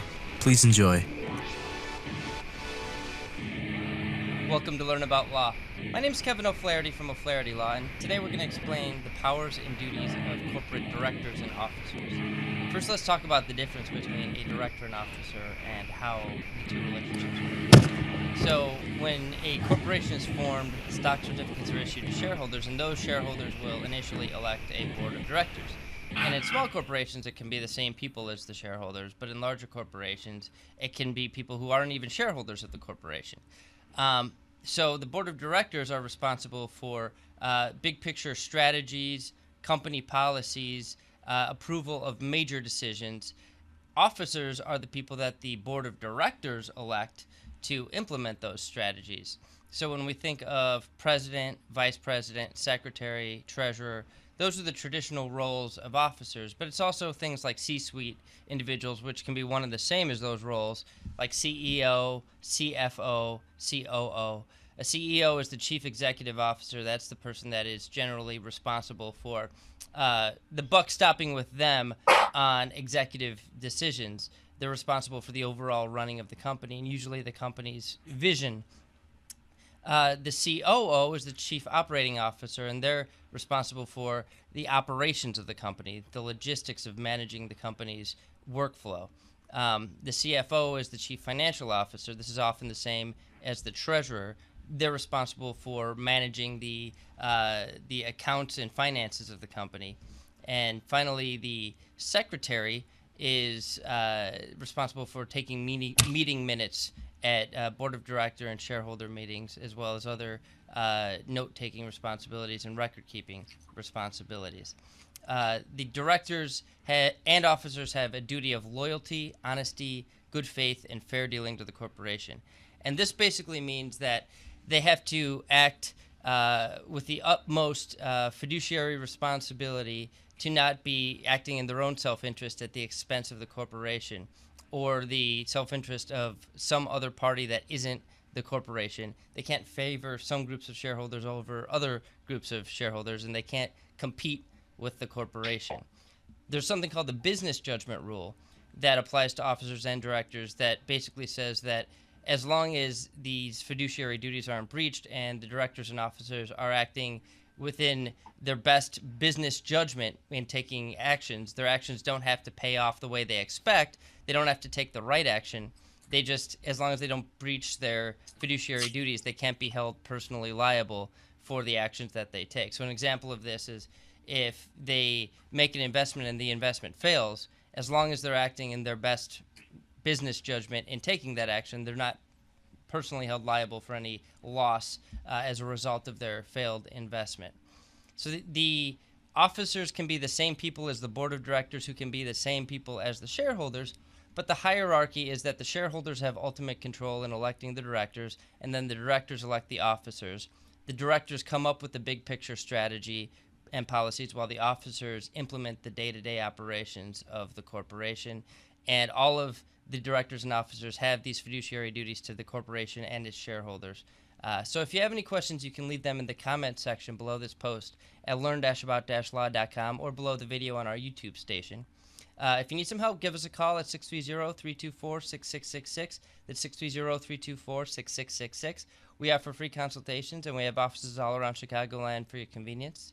And if you found this helpful, please subscribe on YouTube, iTunes, and SoundCloud, and you'll be notified of our daily article and video posts. You can also subscribe to our email database at learn-about-law.com, and you'll receive weekly updates. Any entity that owns one share of a company's stock. One of the most popular business structures is the corporation. A corporation is a complex business structure where the business is a separate entity from the individuals that run the business. A corporate structure involves various individuals working in several different management roles. For the most part, a corporation must have shareholders, directors, and officers. These individuals form the corporate hierarchy. The shareholders elect the directors, and in turn, the directors employ the officers. Let's take a separate look at each of these corporate positions. The owners of an incorporated business are known as shareholders. The corporation must be operated in a manner that best benefits its shareholders. A shareholder can be a person, company, or other entity. It's any entity that owns at least one share of a company's stock. Although shareholders don't play an active role in the everyday business operations, they do have certain rights and duties that will be defined in the company's bylaws. Generally, shareholders have the right to attend the corporation's annual meeting, inspect the corporation's books and records, vote on the appointment of directors and other corporate matters, sue the corporation for wrongs committed by directors or officers, approve the sale of company assets, share in the proceeds if the company liquidates, agree to merger or consolidation deals, and receive a portion of any dividends issued by the company. Since the corporation is an independent entity from the shareholders, the corporation is held legally liable for its own business debts, taxes, and liabilities. The shareholders typically don't bear these burdens as individuals. As owners of the business, shareholders do well if the company does well. Conversely, shareholders lose money when the company loses money. For example, let's say that Damon buys 3 shares of stock in his favorite company, Doughie's Donuts. That makes Damon a shareholder in Doughie's.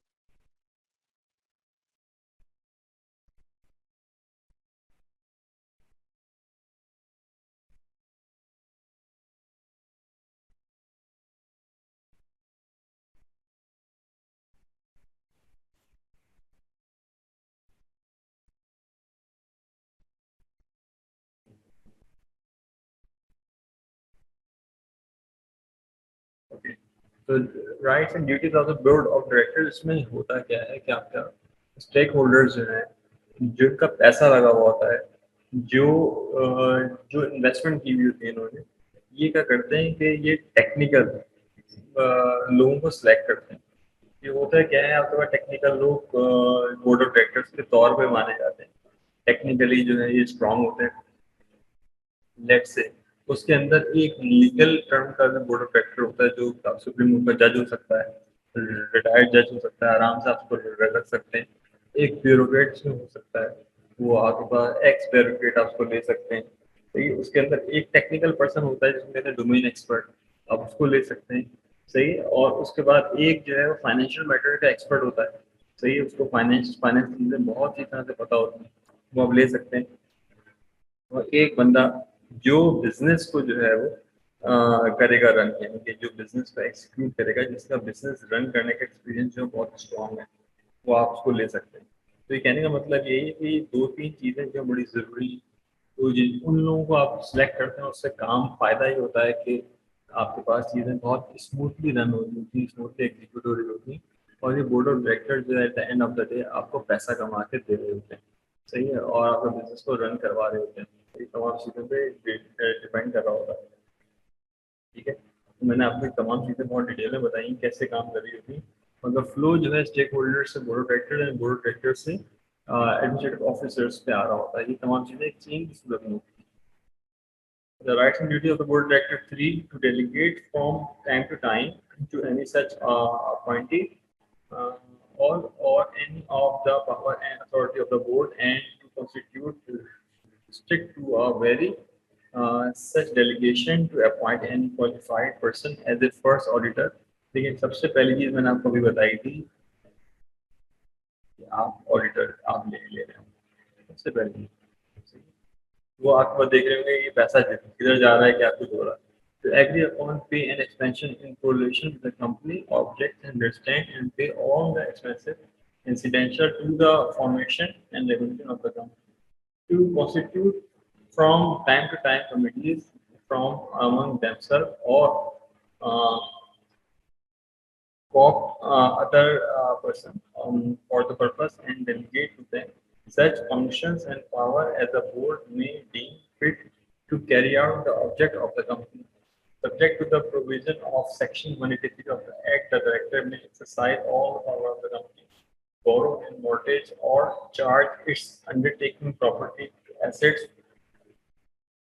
both present and future, or issue security with the outright security for any debt, liability or obligation of the company। ठीक है, तो तमाम power से excite कर सकते हैं, देख सकते हैं तमाम चीज़ें। अच्छा, बोर्ड ऑफ डायरेक्टर्स के राइट्स क्या हैं आपका पाकिस्तान के अंदर? जाहिर सी बात है, अब आपको देख के पता लगेगा, आपको मज़ा भी आएगा इसके अंदर, मगर पाकिस्तान के अंदर बोर्ड ऑफ डायरेक्टर्स के क्या राइट हैं मैं बस चुप ही हूँ।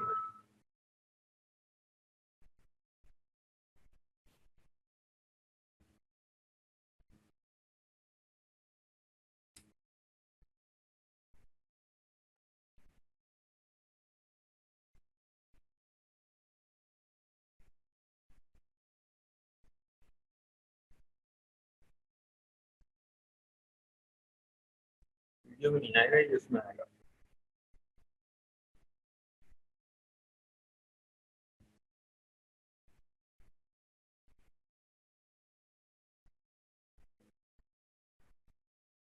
अच्छा, इसमें क्या है, section 86, the decision increase the capital of the company by issues of further shares lies within the director of such company with respect to further issues of shares. If a certain member decline or do not subscribe the offer of new shares, the directors have power to allot and issue such shares in such manner as they deem fit. Director or an officer authorized by the directors are to sign circular which is to accompany an offer of a new share under section। सही है, तो ये यहाँ पर loss के हिसाब से इनका पावर मौजूद है। लोन टू डायरेक्टर, तमाम चीजें, removal of CEO, duties of director. तो पाकिस्तान के अंदर ये चीजें क्योंकि इतने इनके पास मसाइल हुए हैं, ये तमाम की तमाम चीजें जो है वो शामिल हो गई हैं। Rights and duties of directors of the company, सारी लीगल टर्मिनोलॉजीज हैं।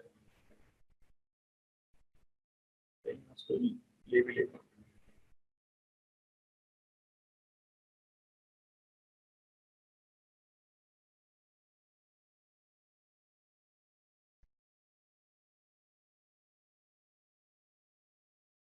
ठीक है,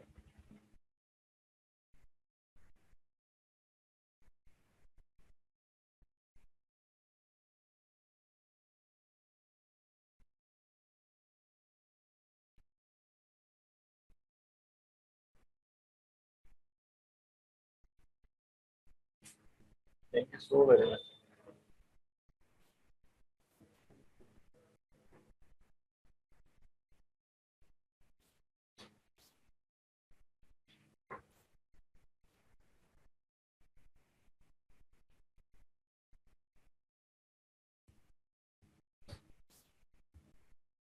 तो BOG कहते हैं।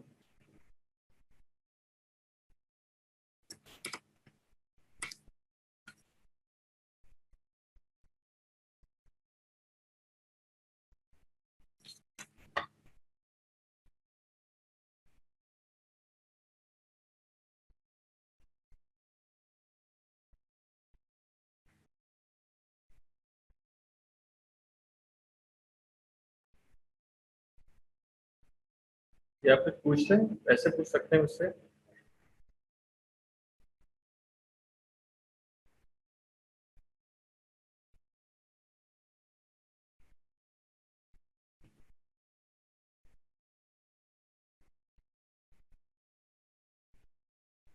इस टाइप का लोगों का स्टेक होल्डर्स के तौर पर रखना चाहिए।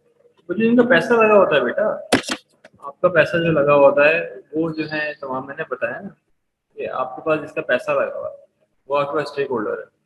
सही है, भले वो दुकान है, फ्लैट है। फॉर इंस्टेंस एक एग्जांपल है कि आपके पास आपके वालिद हैं, उनके दोस्त हैं और आपके मामू हैं। सही है, तीनों के पास जो है पैसा मौजूद है। 60 साल के तीनों हो गए। अब इन्होंने क्या किया कि उन्होंने कहा भाई हमारे पास 3 करोड़ रुपए जो है इकट्ठा हो गया है, अब हम 3 करोड़ का हम क्या करें क्या। अब एक ने कहा बैंक में डाल दो, सही इंटरेस्ट आ जाएगा। उसने कहा भाई मैंने तो इंटरेस्ट खाता ही नहीं हूँ। दूसरे ने कहा कि ऐसा करते हैं एक कंपनी बनाते हैं, सही है, और कंपनी के अंदर जो है फिर वो इन्वेस्टमेंट लेके आते हैं। दूसरे ने कहा, तीसरे ने कहा कि हम ऐसा करते हैं, मुझे बैंकिंग एक्सपीरियंस अच्छा है, स्टॉक एक्सपीरियंस अच्छा है, मैं स्टॉक एक्सचेंज की कंपनी बना लेते हैं। ये तीसरे ने कहा नहीं हम टेक्सटाइल इंडस्ट्री को फॉर्म कर देते हैं, 3 करोड़ में आराम से टेक्सटाइल इंडस्ट्री लग जाएगी। तो डिपेंड करता है। अब ये जो भी काम करेंगे तो ये स्टेक होल्डर्स करेंगे। उसके बाद अगर उन्होंने बिजनेस सही किया तो लॉन्ग रन के अंदर जो है फिर ऐसी CP में security exchange commission of Pakistan के अंदर ये रजिस्टर्ड होंगे। उससे पहले ये एंटीन बनवाएंगे अपना, सही कंपनी का नाम हम रजिस्टर करवाएंगे। फिर वो कौन सा एक्ट है, ऑर्डिनेंस एक्ट, जो एक्ट जो है कंपनीज एक्ट, उसके थ्रू ये रजिस्टर्ड होंगे। ये तमाम चीज़ें करने के बाद ये चीज़ें चला सकते हैं। But the thing is that इसके अंदर आपकी विल हो कि आपने जो है वो पैसा कमाना है। आपकी ये विल, आपकी ये विल ना हो तो भाई आपने जो है लूटना है दूसरे को। ठीक है, तो इसमें ये चीज़ें मैटर कर रही है।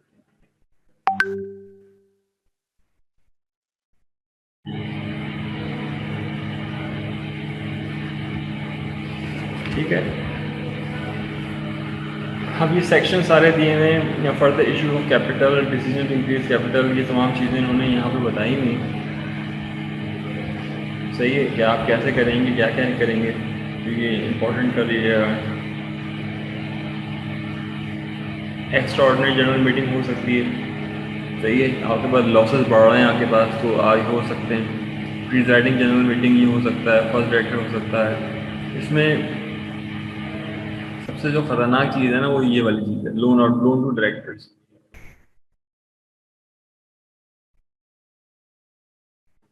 ठीक है बेटा, अच्छा सबसे जो खतरनाक जो सेक्शन है ना वो ये वाला सेक्शन है। ये वाला सेक्शन मोस्ट डेंजरस है। इसमें होता क्या है कि लोग लोन लेके भाग जाते हैं यहाँ से। किसी ने क्या किया होता है, अमेरिका जाना होता है और वो पैसे वैसे जो है उसमें तकरीबन काफ़ी हद तक पैसे निकाल ली कंपनी से, और वो क्या करते हैं लोन ले लेते हैं कि भाई मुझे ज़रूरत है, कंपनी से लोन लिया और भाग गए। सही है, तो ऐसा भी हो सकता है।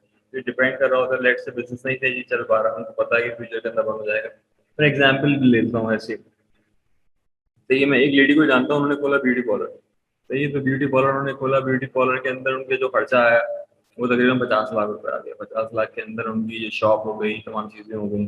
वो मिल मिला के जो इन्होंने ब्यूटी पार्लर खोला, तो उसमें उन्होंने बना दिया कि ये इतना पैसा है इसका, इतना पैसा है इसका। तब हुआ क्या आपके पास, अब जाहिर सी बात है कि पता होता है अकाउंट में पैसा कितना पड़ा हुआ है, क्योंकि जॉइंट अकाउंट होता है। जॉइंट अकाउंट के लिए जो है पता होता है पैसा वो, और वो बिजनेस रन करने के लिए जो होती है वर्किंग मनी होती है, जो बिजनेस को करवाता है रन। अगर आप उसी पैसे को इस्तेमाल करेंगे एज अ लोन के तौर पे, तो आप बताएं बिजनेस चलाएंगे कैसे आप? तो वर्किंग मनी नहीं होगा, पैसा ही नहीं होगा आपके पास। सही है। तो जो जो आपके पास बताया, जो तमाम चीज़ें हैं, वो आप अगर वही वर्किंग मनी में से पैसा निकलवा लेंगे। फॉर एग्जांपल आपने कमाया, मिसाल के तौर पे आपने कमाया, जो पैसा पड़ा हुआ था आपने वो कमा लिया आपने, लेट से 1 करोड़ रुपए कमा लिया आपने। सही है। आपके पास वो ब्यूटी पार्लर आप 10 साल से रन कर रहे हैं, 1 करोड़ रुपए पड़ा हुआ, और 1 करोड़ रुपए जो है वो एक्सपेंसेस के अंदर है। आपके पास जो लोग हैं उनकी तनख्वाहें जा रही हैं, जो किराया है उस पर जा रहा है, और आप जो है वो जाहिर सी बात है कुछ ना कुछ पैसा जो है लोगों से शेयर कर रहे हैं ताकि अपना कर्व चला सकें। मगर जब लोन टू डायरेक्टर्स पे आप जाएंगे तो इसके अंदर होगा क्या कि फिर कहते ही नहीं मेरी बेटी की शादी है, बच्चे का है, ये है, आप फिर लोन देते हैं। तो वो लोन देने का मतलब ये होता है कि पैसे जो है उन्होंने, जाहिर सी बात है कि पैसा तो अपना तकरीबन निकाल ही लिया, तमाम चीज़ों को जो उन्होंने था वो कर लिया। अब वो ये करने के भागने की तैयारी कर रहे हैं। तो भागने की तैयारी करने का मतलब यही है कि वो लोन जो है एक हैवी लोन के तौर पे जो है वो रिक्वेस्ट करते हैं, उसके बाद जो है वो भाग जाते हैं। या कोई आप बिल्डिंग बना रहे हैं, बिल्डिंग बनाने का आपका इन्वेस्टर है, तो इन्वेस्टर होता क्या है, एंड ऑफ द डे भाग जाता है वो। उसकी क्या क्या रीज़न होती है, वो अपना पैसा निकाल के फिर वो कहता है खुदा हाफिज़, अब तुम देखो तुम्हारा काम देखें। यानी कि जो पैसा उसने जो डाला है उसके अंदर, वो उन्होंने फ्लैट्स बुक करवाए, ये करवाया, उसने परसेंटेज वाइज ले लिया। फॉर एग्जाम्पल जो है आपने एक बिल्डिंग बनाई, उस बिल्डिंग की कीमत फॉर एग्जाम्पल 10 करोड़ रुपए है। उस बंदे ने 2 करोड़ रुपए जो है उसमें लगाया। अब 2 करोड़ के हिसाब से जो है उसने कहा भाई मेरे पास पेमेंट जो है वो फ्लैटों को सेल करने के बाद आ गई, 4 करोड़ रुपए मेरे पास आ गई है। तो ये अब वो क्या कर रहा है कि लोन पे अप्लाई कर रहा है, वो लोन के मुझे और कुछ पैसा मिल जाए। पैसा मिलेगा तो पैसा तो उसको निकल गया ना, तो वो फिर दौड़ जाते हैं, फिर वो चीज़ें प्रोजेक्ट में फेल हो जाते हैं। तमाम चीज़ें इसके अंदर लोन टू डायरेक्टर्स जो है खतरनाक एक वो है, और इसमें बहुत ही टेक्निकल वे में लेके चलना होता है। अच्छा, power of director with regard to managing the business of the company. The business of company is managed by the director who may pay all expenses incurred of promotion registering company. ठीक है, इसमें सबसे बड़ा मसला ये होता है, ये लोग पैसा खा लेते हैं। अगर इनको कहा जाए कि आपने एम्प्लॉय के लिए आप वो दें, मेडिकल दें, नहीं देंगे। एम्प्लॉय को कार्ड दें, नहीं देंगे। हालांकि ये वही कार है, वो एसेट होता है। या फिर आपके आपको बोनसेस दें, नहीं देंगे। तो पैसा अपनी जेब में खा लेंगे वो, मगर ये देंगे नहीं। अपनी सैलरी बढ़ा लेंगे मगर ये देंगे नहीं। ये तमाम चीज़ें जो है वो सही है। तो ये तमाम चीज़ें जो है इसमें ये काम कर रही होती हैं। तो आप डिपेंड कर रहा होता है आप किस तरह से लोगों को लेके चल रहे हैं। मगर ये जो कंपनीज होती हैं ये कोशिश जो है ये कर रही होती है कि जो पैसा है, तो तमाम का तमाम जो पैसा है वो उसको जो आप एलोकेट करते हैं एम्प्लॉइज़ के लिए या आपके पास वेलफेयर के लिए वो पैसा भी आप खा जाएं, वही कोशिश ये कर रहे होते हैं। मैं आप बहुत सारी चीज़ें मैं ऐसी जानता हूँ मैं कि उसके अंदर जो है पैसा वेलफेयर के लिए था, या एम्प्लॉइज़ के लिए था, या बोनसेस के लिए था, या और कुछ था। तो वो पैसा जो है उन्होंने अपने ऊपर लगा के ख़त्म किया उसको, और आगे वो पैसा ट्रांसफर नहीं किया। इससे जो है फिर आपके पास बदतली फैलती है, लोग जो है उसमें वो आपके साथ फिर वो लॉयल नहीं रहते। ये मसला होता है। ये बात बिल्कुल सही है। Regarding managing the business of the company, directors of the company exercise the power on behalf of the company and do so by the means of resolution, namely to make calls on stakeholder। ये सारे वो points हैं जो वो चल रहे होते हैं। ये वो सारे पॉइंट्स हैं।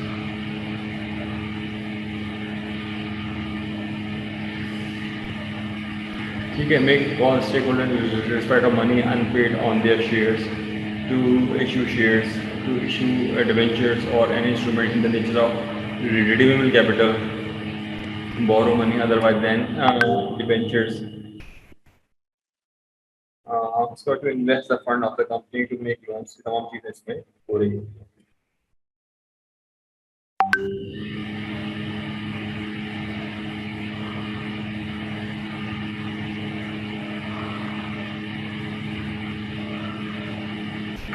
ठीक है बेटा। तो ये लोन्स वगैरह भी जब प्रोवाइड कर देते हैं, तमाम चीज़ें।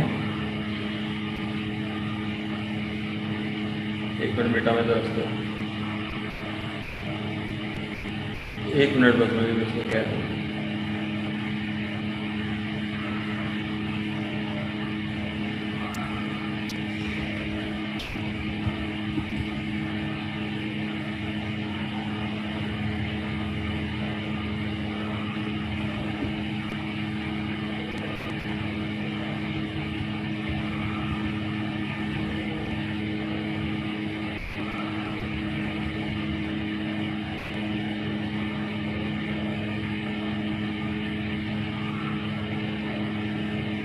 ठीक है, ये तमाम चीज़ें फैक्टर जो हैं यहाँ पे आ रहे होते हैं।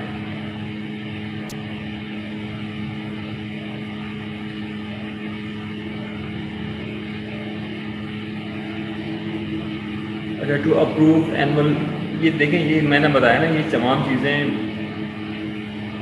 To approve annual half yearly periodical accounts are required, calculated approve employed income capital. सही है, ये तमाम चीज़ें जो हैं ये इसका पार्ट है। बोनस एम्प्लॉय ये देते नहीं है, खा जाते हैं। अच्छा, उसके बाद क्या है, making a loan by banking company with the meeting of the section to undertake obligation under leasing contract exceeding 1 million rupees to declare interim dividend having, तमाम चीज़ें इसके अंदर होती हैं। अच्छा, मैं जो आपको भी चाह रहा हूँ, चीज़ों को जो मैं बताना चाह रहा हूँ, उसके अंदर एक डॉक्यूमेंट है, मैंने आपको ये दी थी, और ये डॉक्यूमेंट जो है इसके अंदर होता क्या है, मैं आपको ये दिखा देता हूँ।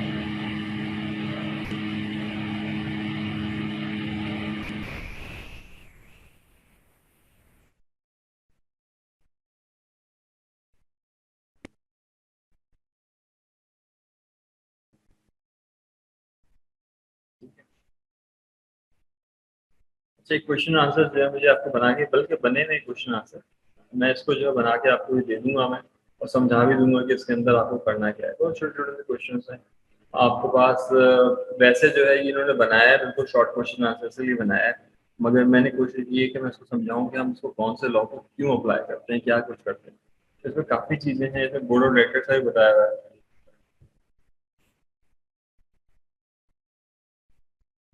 ठीक है, ऑपरेशन ऑफ लॉस चला रहे होते हैं, तमाम चीज़ें जो हैं, termination of agency, mutual agreement, ये तमाम ये लॉ है, ये फ्यूचर में आने वाली चीज़ें। ठीक है, तो इसके अंदर काफ़ी चीज़ें जो है पैसों के साथ जो मैं चीज़ें बता रहा हूँ यहाँ पे, तो तमाम चीज़ें जो हैं लीगली आपको समझाई जा रही होती हैं। तो कहने का मेरा मतलब यही है, जो हम इसको पढ़ रहे हैं, तो इसके अंदर जो आंसर्स दिए हैं, ये टू दी पॉइंट उन्होंने आंसर दिए हैं कि हम ये पढ़ रहे हैं तो उसकी वजह क्या है, सही कंडीशंस क्या है, तमाम चीज़ें जो इसमें मौजूद हैं। तो ये मैंने डॉक्यूमेंट ऑलरेडी आपको शेयर की हुई, और जो मैं पढ़ा रहा हूँ आपको, उसके अंदर मैं ये बता रहा हूँ कि ऐसा जब हो जाता है तो आपके पास कंडीशंस क्या होती हैं कि आप किस तरह से उन चीज़ों को सही करें, या किस तरह से आप कंडीशन को सीधा करें। तो तमाम ये एग्जाम्पल्स भी आएंगी यहाँ पे। सही मिसाल है, ये write a letter to be for selling stock for 50,000 at the same time be also write letter to buy a car, so there is no acceptance of each other offer. सही है, तो ये जाहिर सी बात है कि ये चीज़ हो ही नहीं पाएगी। एक्सेप्टेंस कैसे कहते हैं, एक्सेप्टेंस लेटर क्या होता है, तो ये तमाम चीज़ें बहुत छोटी छोटी चीज़ें उन्होंने बताई है। प्रॉमिस क्या होता है, प्रॉमिसर क्या होता है, इस सारी चीज़ें मौजूद हैं इसके अंदर। तो आउटलाइन के हिसाब से अगर हम बात करें तो हमने तकरीबन तकरीबन 5.5 चैप्टर से भी ज़्यादा हमने इसको पढ़ लिया, काफ़ी तकरीबन 6 या 7 चैप्टर हमने इसको स्टडी कर लिए। इसके अंदर मैं क्या करूँगा, इसमें से क्वेश्चन निकाल के बहुत छोटे छोटे शॉर्ट क्वेश्चन आंसर मैं आपको दूंगा, और फिर मैं आपको कहूँगा कि आप इसको जो है वो अपने हिसाब से उसको एक्सप्लेन करें, आप इसके अपने हिसाब से उसको दे दें। कोई और चीज़ पूछना चाहें तो आप पूछ सकते हैं, या आप मुझे कहते हैं, तो बस इतना ही रख के ख़त्म कर देते हैं क्लास, क्योंकि टाइम तो पूरा हो गया। आपको मुझे वीडियो लेक्चर देना है तो मैंने नहीं दिया था। कोई और चीज़ पूछना चाहें तो मुझसे पूछ सकते हैं। सर सर जी बेटा बोलो। सर आपसे मार्क्स डिस्ट्रीब्यूशन का पूछना था कि कैसे आपने डिवाइड किए हैं। बेटा जैसे हमने लास्ट टाइम हमने कहा था, हमने वैसे ही का वैसे ही करूँगा। तो असाइनमेंट्स है आपके पास 2 हुए, असाइनमेंट टोटल 4 लूँगा मैं असाइनमेंट्स, और असाइनमेंट आसान होंगे, ज़्यादा मुश्किल नहीं। फिर उसके बाद क्विज़ेस का होगा। क्विज़ेस जो है मैं आपको बता दूंगा, आपके पास प्रॉपर चीज़ें आपको दे दूंगा, जैसे इसमें से शॉर्ट क्वेश्चन आंसर्स में से क्विज़ में आपको दे दूंगा मैं। आप बता दें, कंडीशन पूछ लूँगा, आपसे पूछूंगा बता दें इसमें क्या हो सकता है। तो कंडीशन जो है वो हो सकता है, लेट से एक बंदे ने ऑफर दी है कि मैं गाड़ी जो है वो बेच रहा हूँ, सही है, दूसरे ने कहा मैं भी गाड़ी बेच रहा हूँ, तो बताएं कि ये ऑफर कहलाएगी या नहीं कहलाएगी। ये तो कुछ भी नहीं कहलाएगा, क्योंकि दोनों बंदे गाड़ी बेच रहे हैं, दोनों सेलर्स हैं, ऑफर तो हो नहीं सकती।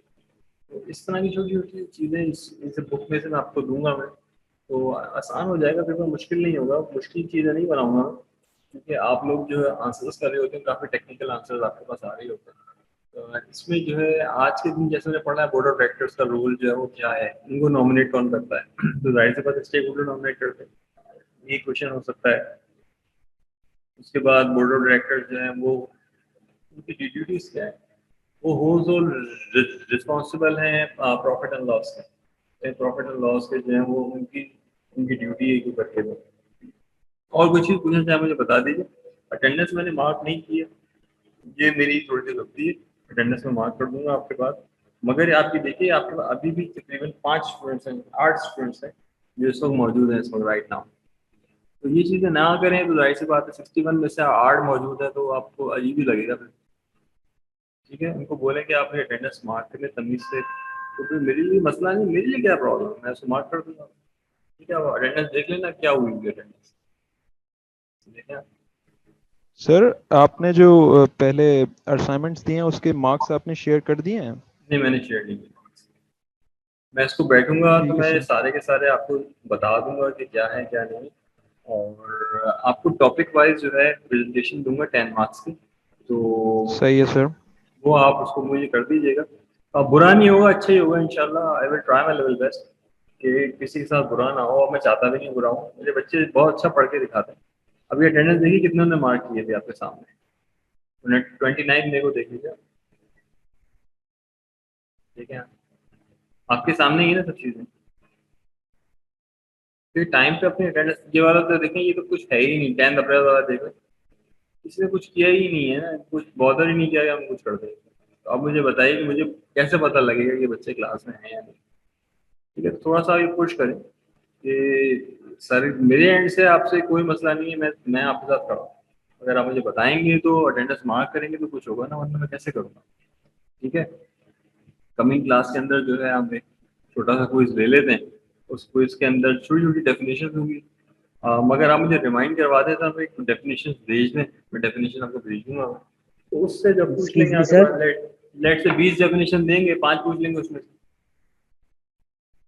ठीक है, एक्सक्यूज मी सर। जी बोलिए सर जो जो क्विज आप कमिंग क्लास में लेंगे उसके टॉपिक्स बता सकते हैं आप? मैं बेटा आपको मैं 20 जो है वो टर्म्स भेज दूंगा, 20 टर्म्स, आप उसको 5 मिनट पहले भी रिवाइज करेंगे ना बैठ के, तो आप उनके वो दे देंगे, जवाब दे देंगे। तो ठीक है सर, वो कब मतलब आप टेंशन वाली कोई बात नहीं, मैं इस वजह से बोल रहा हूँ, कोई आप परेशान ना हो, ना अटेंडेंस की वजह से परेशान हो, अच्छा हो जाएगा इंशाल्लाह। मगर ये को आप लोग आएंगे तो क्लास में कुछ होगा ना, फिर आ ही नहीं रहा ना कोई। नहीं सर, मैं ये पूछ रहा हूँ कि वो मतलब आप व्हाट्सएप पे डालेंगे या वहाँ क्लासरूम वाले गूगल क्लासरूम में डालेंगे, इसके अंदर कोई ऐसा मसला है, या फिर आप LMS पे कर लेंगे, LMS के अंदर कोई मसला नहीं है, LMS के अंदर कर देंगे, आप जवाब दे दें, सिंपल क्वेश्चन होंगे, ये बताइए ये क्या होता है, ये बताएं वो क्या होता है, छोटी छोटी चीज़ें पूछूंगा, पहले भेज दूंगा आपको, मगर आप मुझे रिमाइंड करवा दिएगा। और नंबर 2 ये मुझे ये भी रिमाइंड करवाएगा सर आपने लेक्चर जिसको डालना है, वीडियो लेक्चर आपने डालना है, तो मुझे ज़रूरी है मुझे करवा दूँ सर, मतलब आप वीडियो लेक्चर मुझे लास्ट वीक का डालना है, लास्ट वीक का मुझे वीडियो लेक्चर डालना है, पहली बात ये, और नंबर 2 इस वीक का भी मुझे वीडियो लेक्चर डालना है, दूसरी बात जो है वो ये है, और मुझे क्विज के लिए जो है आपको चीज़ें भेजनी है। ठीक है, मैं फ़ोन आ रहा है, मैं बंद कर रहा हूँ। ओके चलो बेटा, ओके सर, अल्लाह हाफ़िज़, अस्सलाम वालेकुम।